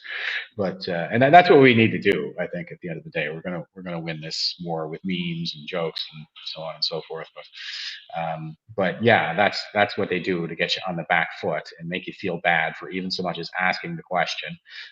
Obviously, he's engaged in some foreign subversion here, but just even so much as asking a question about it to respond to the allegations, he will say that it's racist just to shut you up. Um, so it's a strategy that they're deploying, and they're laughing at us while they're doing it. It's absolutely, and I mentioned how they use these narratives to radicalize indigenous populations in the Middle East and Africa. And I mean, we have an indigenous population here in North America as well. I think what they've done it seems like they've really radicalized the black population in the United States around the slavery Hmm. narrative, which of course is much more complex than they're willing to let on, because while they have slaves in Libya today, first foreign war fought by the Americans was to crush the Barbary pirate slave trades in the Battle of Tripoli.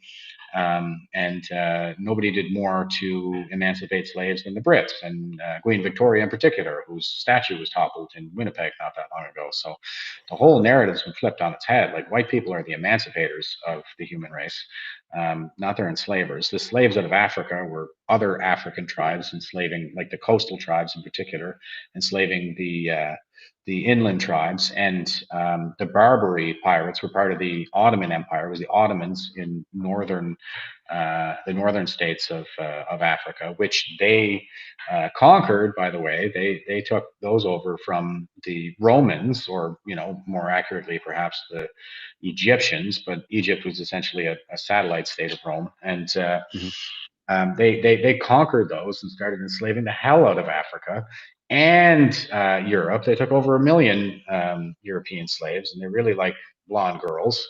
By the way, a lot of them were sex slaves. And so, like, nobody's done more to eradicate slavery in the world than Anglos in particular. But now the whole narrative's been flipped by the communists to make it appear as if we are the enslavers, oppressors. And in the United States, I mean, we've seen the radicalization of black populations, but they're very hostile towards whites these days. And I think they're trying to do the same thing. Like, they tried to bring Black Lives Matter into Canada in the 2010s, but it didn't really take off because we don't have that same history where we were the destination for the Underground Railroad and so on and so forth. And so then they thought, okay, well, what can we get on here? And they got on the residential schools narrative because, Yeah. like, yeah, absolutely, there was the Truth and Reconciliation Commission, and there were abuses that took place, 1,000%, no doubt about it. It's also the case that the Catholic Church abused absolutely everybody in their church. It didn't really seem to matter the color of their skin whatsoever. I mean, they're basically bankrupt now, and they had to sell probably half their 10 properties just to stay solvent. But the narrative has been turned into this idea of white versus red, and we had the Kamloops mass grave hoax that resulted in the flags being half-masted for 6 months. Like, shame on Canada. And now I can't even go to a Remembrance Day ceremony because now they're doing these struggle sessions, the Maoist struggle sessions. Shame on Mm, you for being Western, and it was all about that, like Western thinking, which could just be physics in the Maoist cultural revolution. You go to these Remembrance Day ceremonies, and it's the shame on us because of the way Indigenous people were treated, and they weren't recognized when they returned from war. And I'm like, you can go to Veterans Affairs website, and they've got an entire page dedicated to Indigenous veterans of the Second World War. Here are the medals that they got. That is the recognition. Okay, they got the same recognition as everybody else, but they're spinning this narrative around citizenship because of the treaties that they signed at the time and with the Indian Act. They weren't considered Canadian citizens, which just meant, like, you couldn't vote, you lived on a reserve, you didn't own land in town, and you didn't vote. But that was like the deal that they made. That was what they wanted. They wanted to kind of stay stuck in the old ways, and frankly, I think that their leadership at the time probably held them back, and they're probably still held back today. But the but they've taken that now and said, like, we were supposed to recognize them with citizenship. Well, they didn't want mm, it. They always had that choice. They always could have given up their Indian status and become citizens and had voting rights and things, but they said, no, we don't want to. We want to remain. We want to keep our Indian status and tax free and not vote. Those were decisions that they made. Nowadays, they can vote anyway. But at the time, that was the original deal. So but they've spun this so that now I can't even go to a freaking Remembrance Day ceremony without being shamed for being born white. It's absolutely atrocious. But yeah, it's this kind of Maoist cultural revolution that I think is being pushed. It originates, like, a lot of this stuff is being pushed from the Chinese and from the Russians. But the boomers have been parroting this narrative like their entire lives. That appears to right. be what happened. Like I said, Yuri Bezmenov pointed to the boomer generation as the one that was demoralized in schools and turned against their own society, and now there are inner institutions working to turn them against us. And yeah, they've been pushing this kind of stuff like their whole lives. I know, like, even when I was in high school, I had to deal with this, and I couldn't wait to get away from it, and then I never did. It's everywhere now, Yeah. and I think Now, did that that generation actually accelerate it even further by victimizing Mother Earth and Mother Nature? So now yes, we have another victim, which all of us should be ashamed of. If you've ever eaten meat, you're responsible for the cow farts. If you ever thrown something away, you're responsible for the trash in the ocean, et cetera, et cetera. Have we now just put this on steroids and said, okay, look, we got to save the Earth? And is the next one going to be, let's save Mars and let's make sure Jupiter is okay? Because once we have people controlled in these kind of narratives where you're saving things, and this is where young global leaders, I think, became another one of these institutions that really pushed this one along hard and helped all the other institutions get infiltrated by these kind of mindsets of global saviors or global defenders. Is that just an accelerated version of what we're talking about here? uh, there's again, these are confluencing factors. So I would point to Patrick Moore. He was the co-founder of Greenpeace. And he said, like, it started out as one A thing, good but in the thing. 70s, the radicals took it over, and it became like this kind of anti-human. It's Marxist, is what it is. I don't think he doesn't use that word, but that's what I'm saying it is. It's just that they've put Gaia, Mother Earth, as the proletariat, and humanity as oppressor.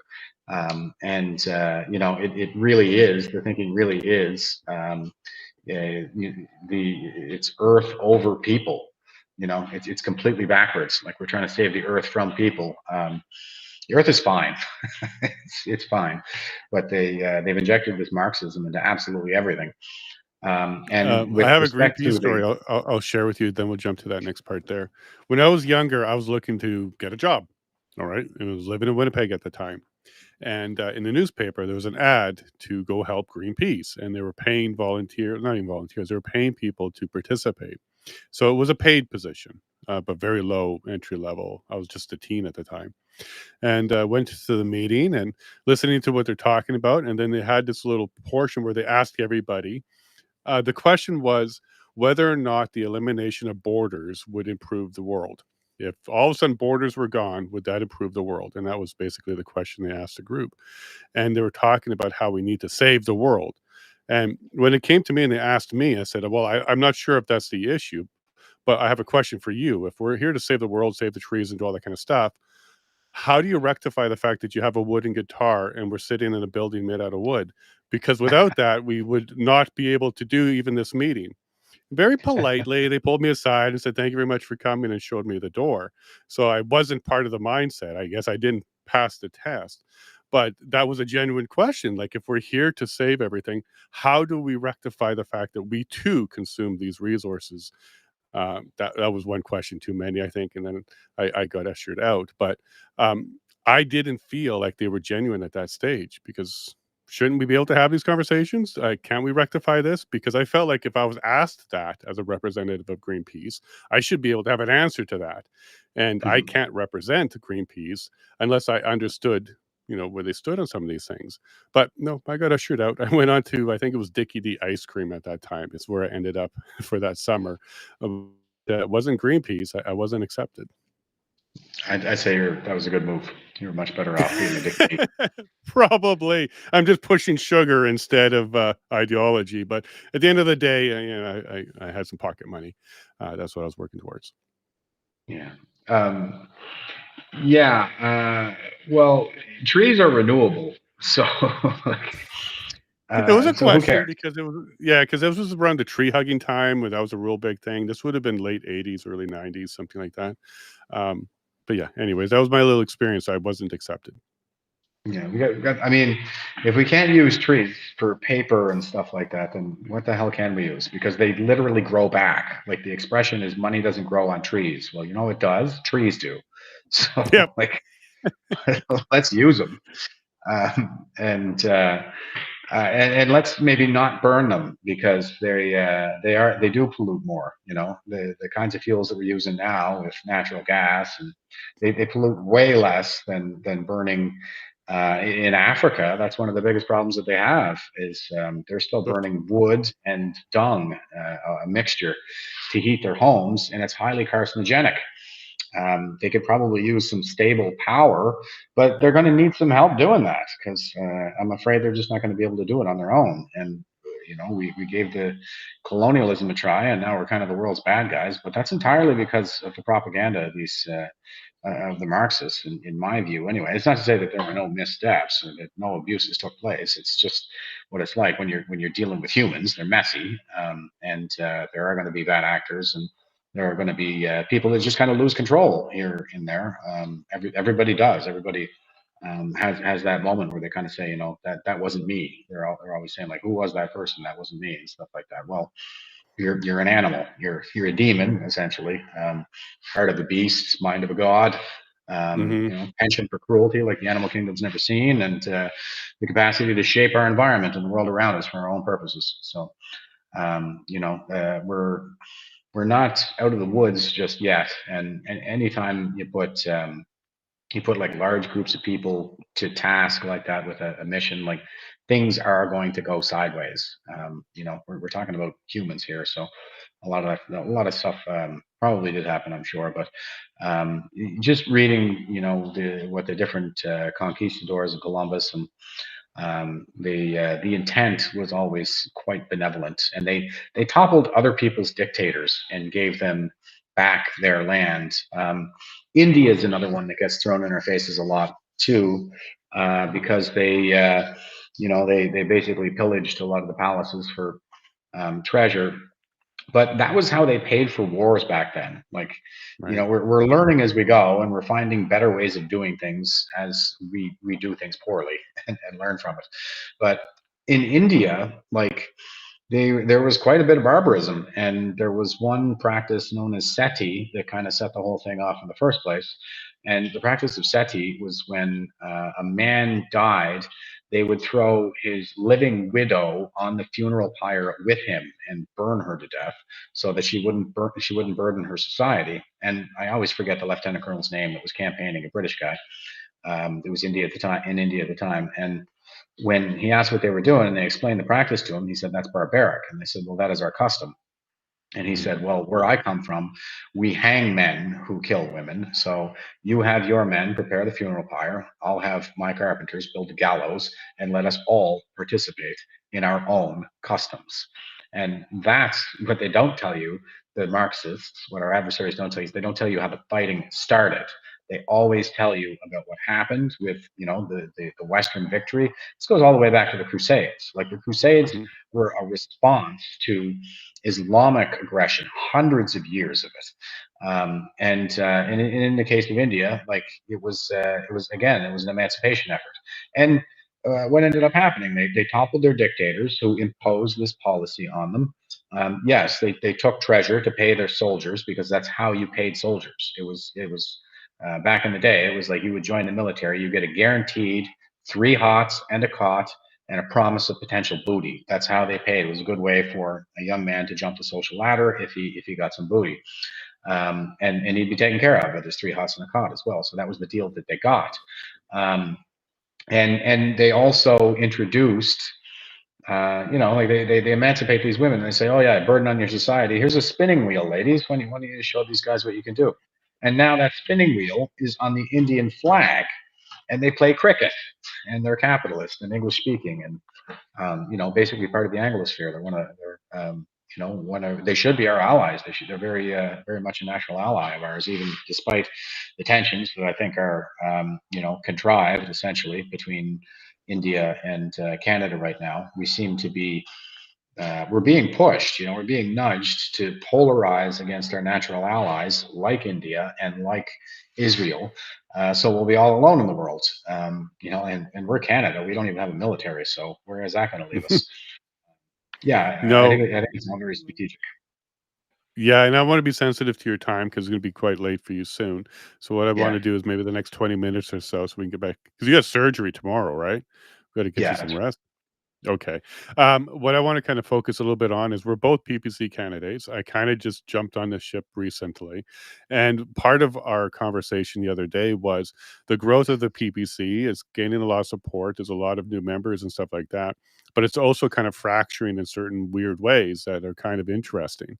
I'm kind of new to it and I'm learning some of the historical fractures and some of the new ones and potentially what could be coming down the pipe if it continues in this direction. And mhm. part of our conversation was identifying maybe some ways to tackle it or address it or at least recognize it so that we can see what we can do about it. Because the purpose is to try and have a stronger team. But the challenge is when you get more than two people together, there's going to be some sort of fractures and stuff like that. So my question to you now is, because you've been around the PVC a little bit longer than I have you identified some of these divisions? And I don't want to say that they're crippling to the party or anything like that. They're just there. And are there any things that we need to kind of acknowledge and possibly address as we make our way through the next year before this election? Because as we grow, these issues are going to be compounded.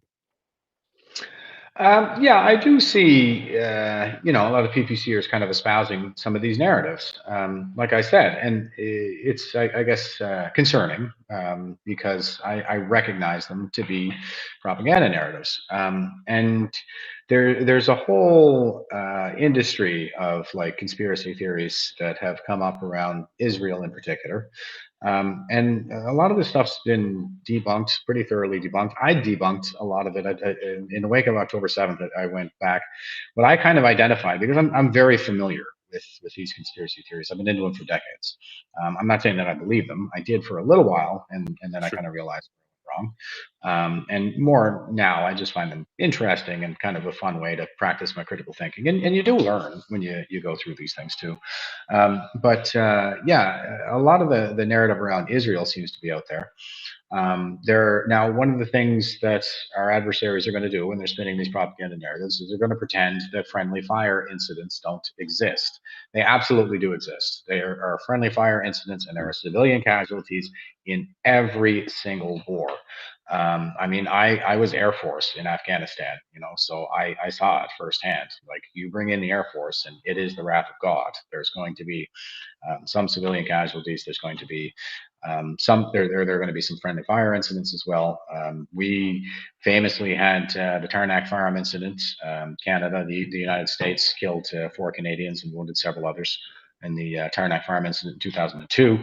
And nobody's looking at the Americans like they're our enemies. Although I do think that there's a lot of anti-American sentiment in Canada right now, and that's by design. That's another one of these things. Like, America's the only thing standing in the way of global tyranny right now. So it's very convenient for our enemies that they're up against so much hostility amongst their closest allies, right? And we So do have a new wave too of also pro-American because there's now this push for the becoming the 51st state too. Like there's a brand new one too. Like, oh my gosh, that came out of nowhere. yeah, that's Trollmaster 5000, the Great Donald. I think just Yeah, he succeeded. Like, he just crushed it because everywhere I've seen that now. yeah. I think he's just going to troll Trudeau right out of office. It's pretty That great. just shows you the level of respect he has for Trudeau, doesn't it? Oh, none whatsoever, none. But yeah, the some of the narratives that I do see, I guess, are again, it's around the Israel stuff, and I've known about this stuff for a very long time. And the October 7th one, like it happened. I debunked the hell out of what people were saying, like right in the wake of October 7th. Things like Iron Dome should have protected them from that. And I'm like, no, like, they use paragliders. They ripped through the Right. fence and stuff. Iron Dome is a radar system. I was qualified on various radar. Like, I did a lot of radar maintenance in my career. I taught radar maintenance for the air defense radar that's used in the NORAD system. And there's there are cancellation processes in the processing end of things that will cancel out slow moving targets, because a radar will give you a return. It'll show you a target, whatever's out there. It's just going to bounce off and come back. So weather, bird flocks, the ground, you name it. So you need to have stuff on the processing end that's going to cancel out all of that stuff. So you're not looking, because it would just be targets everywhere, nonstop clutter all over the entire screen, if you're looking at a screen in this case. But yeah, they would be picked up as aircraft or what you're trying to see. So we have a lot on the processing and everything to cancel that stuff out. So if you're going in a paraglider, that's a very slow moving object, and we actually have processing in place to cancel out slower moving objects, because Like Iron birds. Dome, like birds, yes. You don't want Iron Dome shooting at bird flocks. You want it shooting at rockets and missiles and mortars, and those are very fast moving objects. So it's only looking for fast moving objects. It's not looking for the paragliders. That was one of the ways they kind of got around that. And it's just there's a lot of speculation, a lot of reaching. Extraordinary claims require extraordinary evidence. There was some stuff like Apache helicopters were the ones that were firing on the Nova Music Festival. That I chased back to. It went all the way down to a post that was made by an account called Syrian Girl, which is a kind of propagandistic account again, little jihadi that goes by the name of Syrian Girl on Twitter. And she was showing footage of an Apache helicopter that was firing on or it was an IDF chopper anyway. It was firing on the Nova Music Festival, and that's what she's saying. They're firing on their own civilians. Well, they had the IDF watermark on the video. So if you went to the IDF's own Twitter account and looked for the same video, you would find it. And what she did is she took a video of one of these Apaches that followed Hamas fighters who had taken hostages into Gaza, and they were firing on them in Gaza.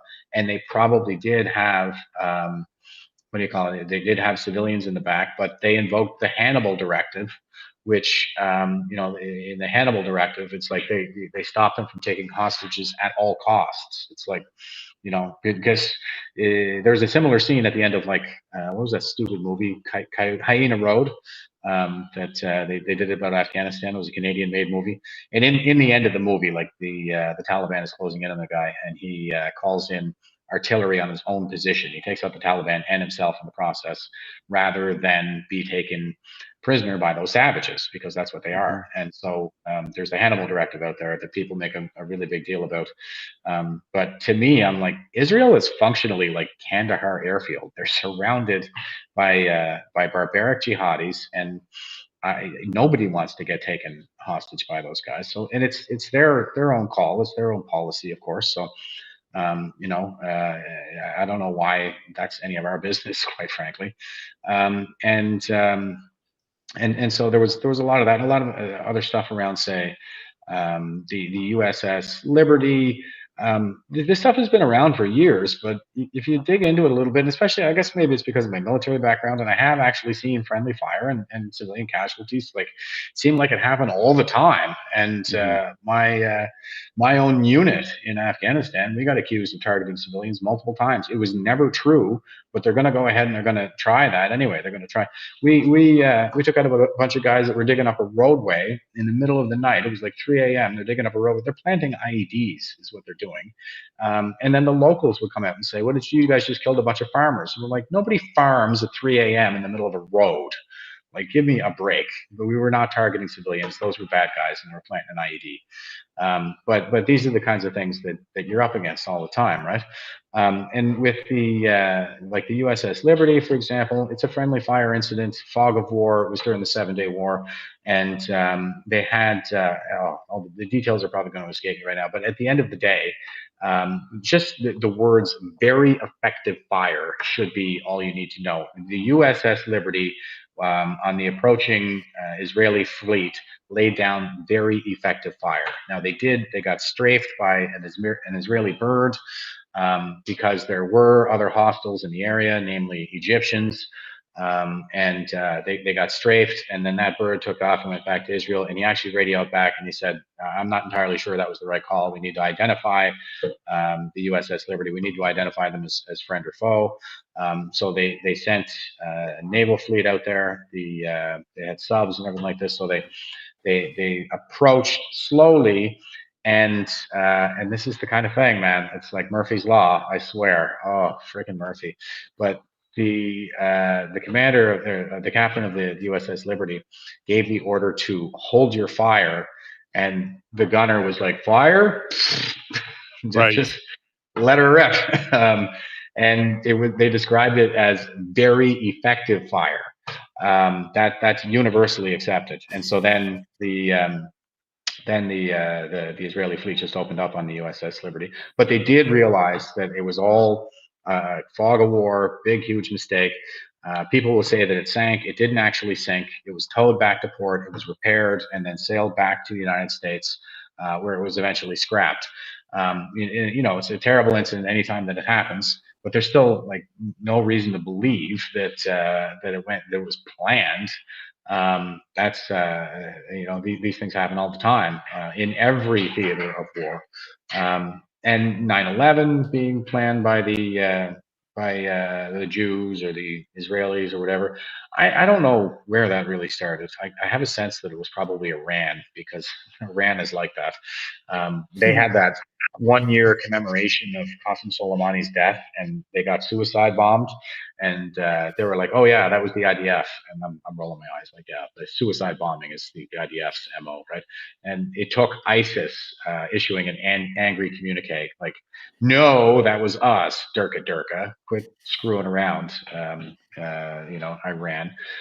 But anyway, the 9/11 conspiracy theory, I did tons of videos on just debunking that, because I used to believe it. And when you really kind of dig into it and you get into the physics of it a little bit more, you realize it's like, no, there's actually no reason to believe any of this stuff. And I had Ryan Dawson on my show, and even he said, no, Al Qaeda did 9/11.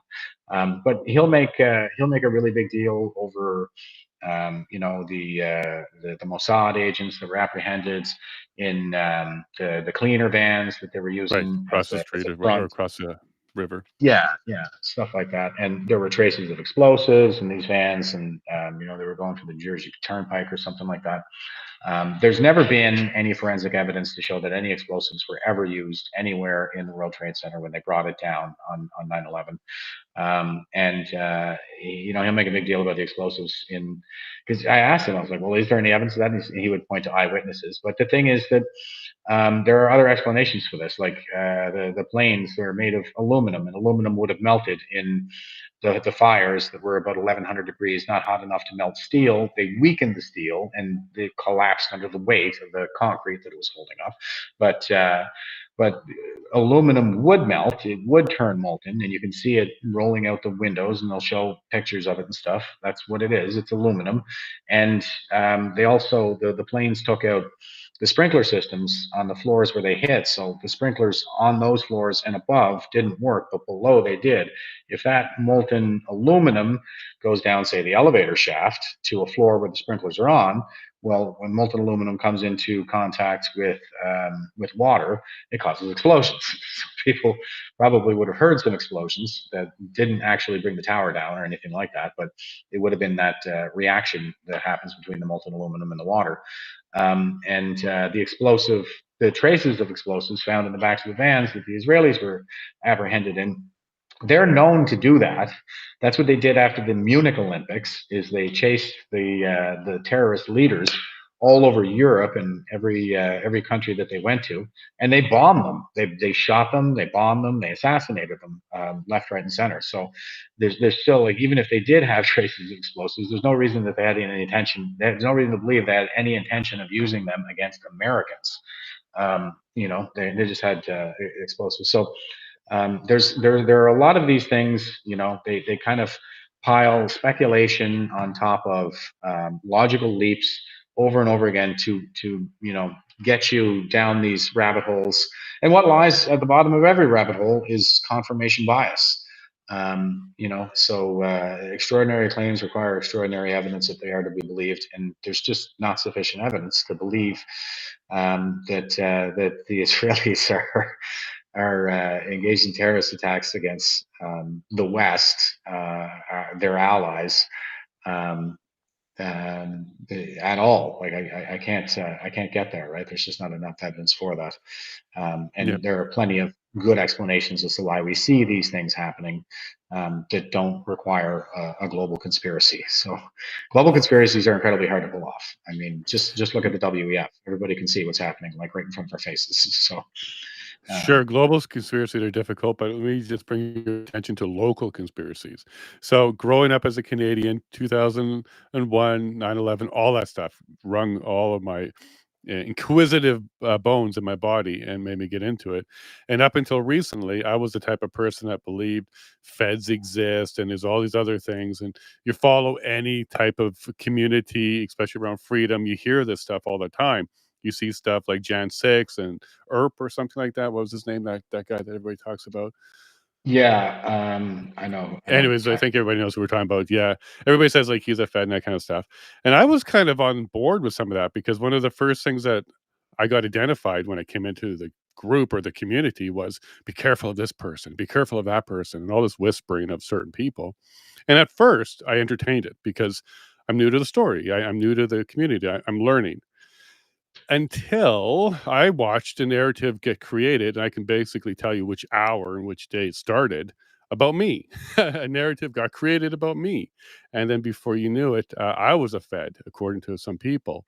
Now, I'm not trying to turn this into about me, but what I'm trying to identify here is for the first time in my life, from the inside, I watched a narrative get created that I know is false, and then it get replicated and expand and actually become quite difficult to have to deal with at, even up till now.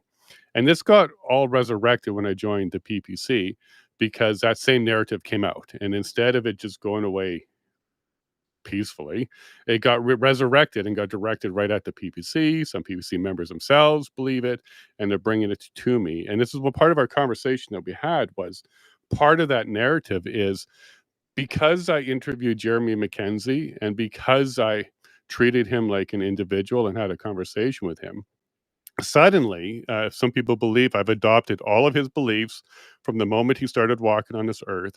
I'm responsible for anything and everything he's ever done and will do. And if I do not disavow or disown or attack or join them on their efforts to deal with what they believe to be something that's difficult, even if I agree or don't agree with them, I'm still being labeled as a supporter, and as a supporter, I am responsible for anything and everything he's ever done or will do. How do we tackle that? Because from somebody who watched that materialize, and I know where I stand, and I know what I believe, and they're wrong. But how do we, address issues like that? Because that does tear apart communities, and it's based on falsehoods. So it sounds to me like we're seeing this ideological narrative development happening right here in the PPC. And I don't know if it's organic or not. I don't know if that even matters. The question, what I'm trying to figure out, is how do we address it so it doesn't actually tear us apart? Well, I think I'm trying to take first steps to address it right off the bat here by debunking a lot of these narratives, like they're Nazi narratives. And I see the Europa thing kind of making its way around too. And back in the day, in the '90s, there was a little thing called Heritage Front, which was an Mm, operation that CSIS ran, and they arrested a whole bunch of white nationalists, not white nationalist group called Heritage Front, and then it came out after the fact that there would have been no Heritage Front were it not for the involvement of one CSIS agent in particular by the name of oh god, Grant Bristro. Grant Bristow. Thank you. I'm just a little tired. Yeah, I know that because Jet they lag. called Don. I know that because they called Donald Best Grant Bristro, and they're trying the Yeah. same group that comes at me. They're trying to say he is that person. So that's the only reason I know about that now. But yeah, go on. This is pretty good. Yeah, yeah. So there would have been no Heritage Front were it not for Grant Bristow, and then it becomes a question of, well, why did CSIS whip all of these Canadians up into this white nationalist frenzy just so they could arrest them? What motivated them to do that? Well, it was to smear the Reform Party as racist. So it is kind of like an Ottawa versus the rest of us kind of thing, very much like we saw at the convoy, where all of the news coverage was positive while people were lining the overpasses as the truckers made their way there. But then as soon as they got to Ottawa, it was evil white supremacist Nazi time. Mhm. So that is the modus operandi of the feds and of CSIS in particular. Is when political outsiders start getting a little bit of traction, they just start labeling them as white supremacist Nazi racists. So these narratives are making their way around. I think everybody should be very wary of them and incredibly skeptical. I understand how people are getting there because I got taken in by them once upon a time too. But ultimately, like they're actually pretty stupid when you really dig into it and you start looking at the details and everything. So I think it's really about providing the counter narrative, right? And providing like the kind of counter radicalization is what it's all about. And I don't. I talk a little bit. I haven't been doing as many podcasts lately, but I came up with this concept like back in the spring that I was calling residual wokeness. And I think that there, we're all sort of at different stages in our awakening. Some of us are further along in our awakening than others, and of course, nobody's as based as me. So that's why I'm here. But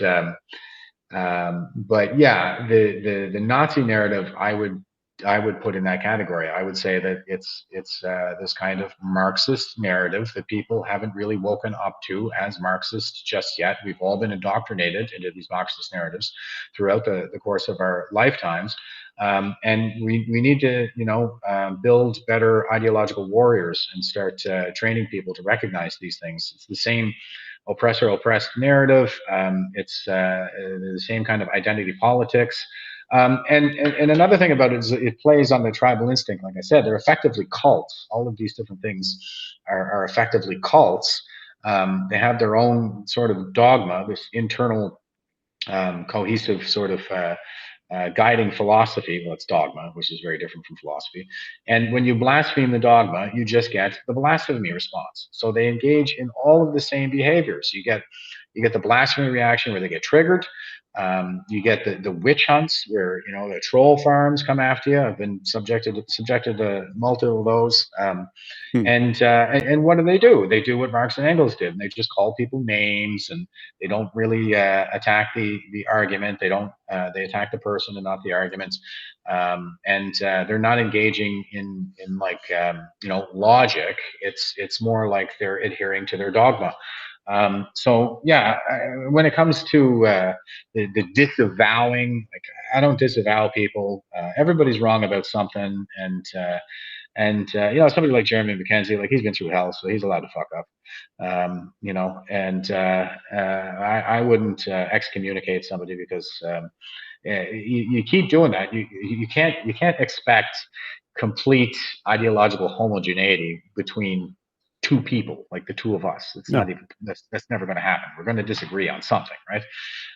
And we need to get back to a place where we can all sort of respectfully disagree and start focusing on the common ground. I've been saying this pretty much this entire time. Now is the time to be setting our differences aside and focusing on the common ground. Now, having said that, be wary of anybody who's pushing these narratives. And now you know the modus Yeah. operandi of CSIS when it comes to getting that white supremacist racist label affixed to any kind of outsider politics that gains traction. So I would 1000% expect that the feds are trying to do something like that with the People's Party. I'm pretty sure I've personally sabotaged a couple of their operations already that you may or may not be familiar with. I took a lot of heat for No, doing it. not at all. Okay.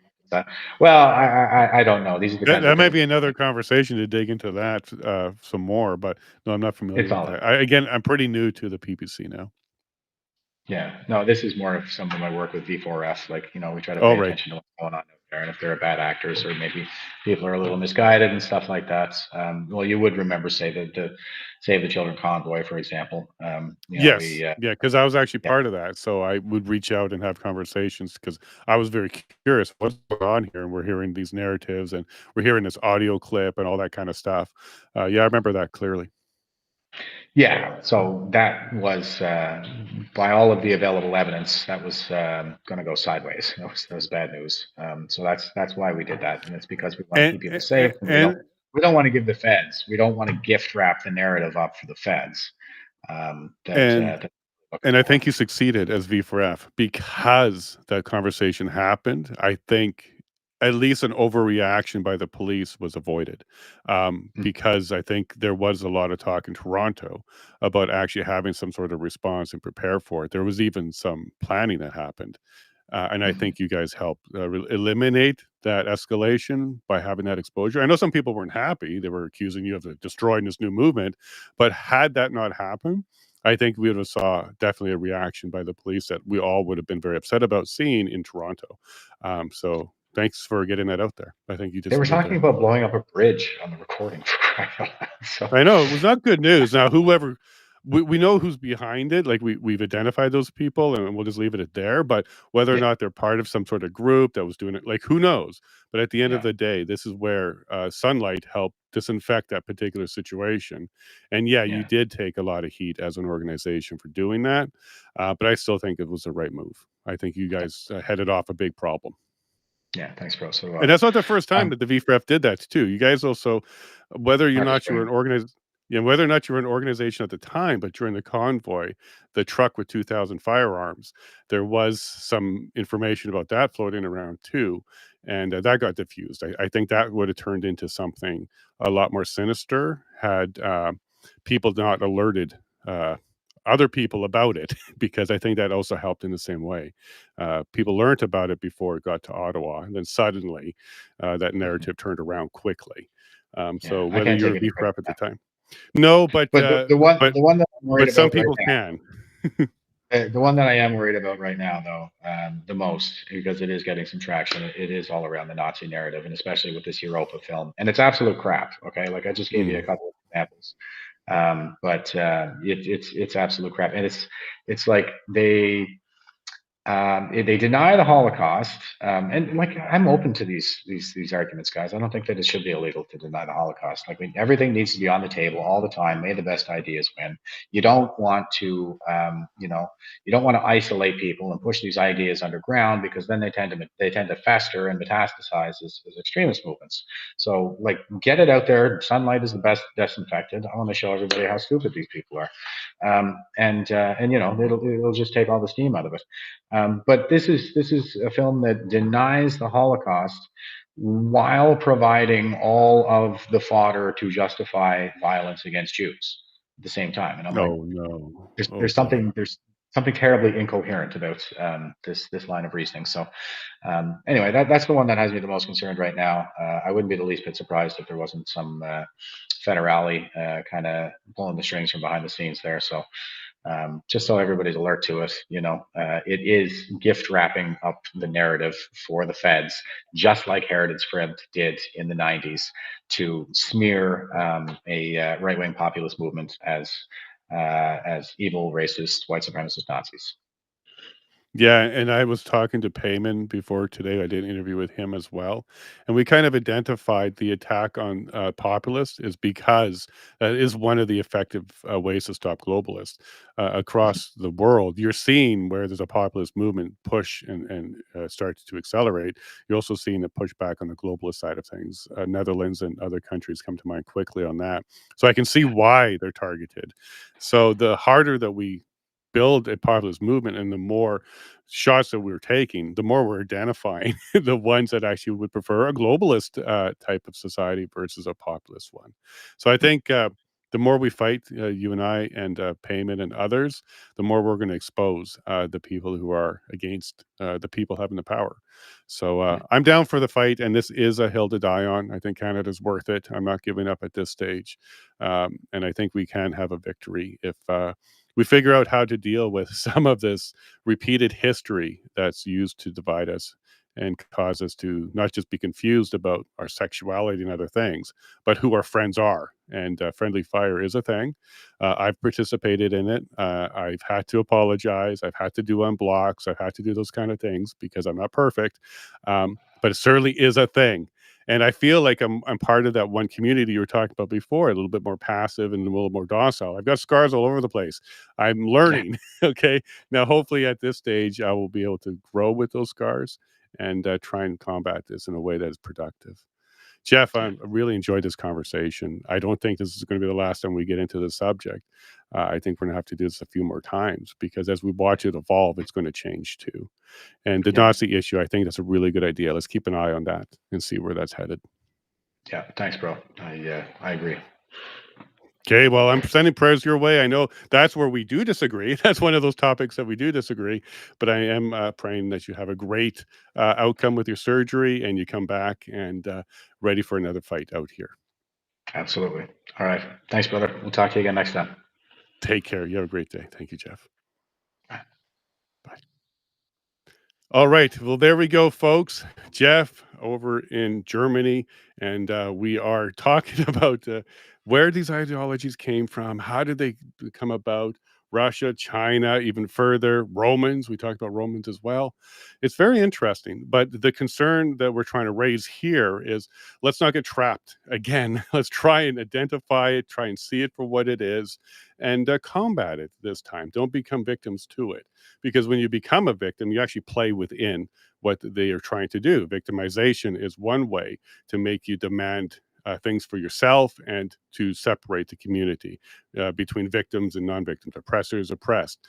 This is part of the plan. So don't become a victim. Become a soldier. Become a fighter. Become somebody that can stand up to that. Become stronger. And that's what I was hoping to do with this particular episode. I want to kind of flesh this out because PPC is a growing party, which means these kind of issues is going to be a growing issue. And as it evolves and it becomes new, or they fail and they try something new, because at the end of the day, a populist movement is the best way to combat a globalist movement. So we're under a lot of attack and we're fighting a really big beast here. So thank you very much for joining me. Sorry that we're not jumping to a members only. We're still playing around with technology. We're trying to figure this stuff out, but we will get our members another special episode or conversation in the coming days. So thank you, members, for hanging around. And Padge, I don't know if you want to jump on, but I think what we can do is kind of wrap up because we hit our 2 hours, and we'll get on with the rest of our day. Thank you to everybody. Oh, I hear somebody. So maybe Paula is coming on. Let's see. Oh, I hear her. I hear her. You can hear me. Hold on. Yeah, let's go No, push this bring button. me on. Here we go. There Hello. you go. I don't have any video, but there you are. How did the Oh, episode go? What was the chat like? It was good. Everyone loves Jeff. Always loves the knowledge he comes on to share. So that's always good. Yeah, no, that was good. And yeah, it's people just not happy with what's going on. But this is the world we live in, and we just have to keep trying to make positive changes. Well, I like your optimism, and that sounds good Yeah. to me. And then overall, was there? We didn't get many questions because oh, there you are. I can see you now. We didn't get any questions during the episode, but chat was engaged. Oh yeah. Chat's engaged. Everyone's good. Good chats going on in Rumble in the members area, and then we have viewers in YouTube as well. And I didn't get to see much. There wasn't much in Facebook. I didn't see many chats pop up there, but otherwise, yeah. I think people were just throwing off a bit on the time, but we didn't want to reschedule Jeff, especially when he's got a recovery ahead of him as well. So, and it worked out with the time difference too. Yeah, it did. Yeah, this was a special episode. We may do a couple more before Christmas. I'm not sure yet because sometimes we just can't get the guest out early. And because of his time difference, he's getting ready for that surgery. But thank you very much for tuning in. And at least we got our episode done. We just didn't have a members only section because of our technical difficulties this morning. And just a heads up for some people, today is Marco van Hugenbos's birthday. So if you connected with him, wish him a happy birthday. Do you know how old he is? Should we 35. out him? 35. He's a young'un. He's a young one. He's yeah, a no young'un. kidding. He's accomplished a lot. Yeah. Exactly. He can hold his head up proud. He has done a lot in these 35 years. And there's a great future ahead of him. Yeah. I think Makes me feel old now. I'm like, oh my gosh. You've done a fair bit too. You've done all right. So, well, but anyway. You're very supportive. Yeah, I try. But thank you everyone for joining us. Like I said, middle of the afternoon for us and getting towards the evening for some of you with the time zones. But yeah, thanks a lot. I think it was a good conversation with Jeff. So thanks for tuning in and being here. We appreciate it. We do. We appreciate it a lot. So what we'll do is we'll go ahead and sign off and we'll get on with the rest of our day. It's still a busy day for me. See y'all in the morning. Bye from me. Thank you. Well, we're not heading over to our members area, but if you do want to become a member, you can just go to our website at thelevineshow.com. There may be a banner that pops up. I can hear you, so if you want to mute on your end too, Padge, that might help. But thelevineshow.com to get yourself a membership. Remember, you can reach out to us via email as well, members at thelevineshow.com to get yourself some preferential pricing if that's what you're looking for. But it's just a great way to go ahead and connect with some like minds. You can also phone Paula at 587-673-9955. She'll get you started. And at the end of the day, we need to build communities. So if you want to be part of that one, we'd love to have you. And I really appreciate everybody joining us on this special time today because Jeff's a smart man. He really understands his history. He's done a lot of research and he was very happy to share it with us. So we appreciate that a lot. All right, public, you have yourself a wonderful day. Make sure you take care of yourself and your family. You shake the hand of a neighbor or a stranger. And why do I keep reminding you about this? It's because I love you all very much. God bless.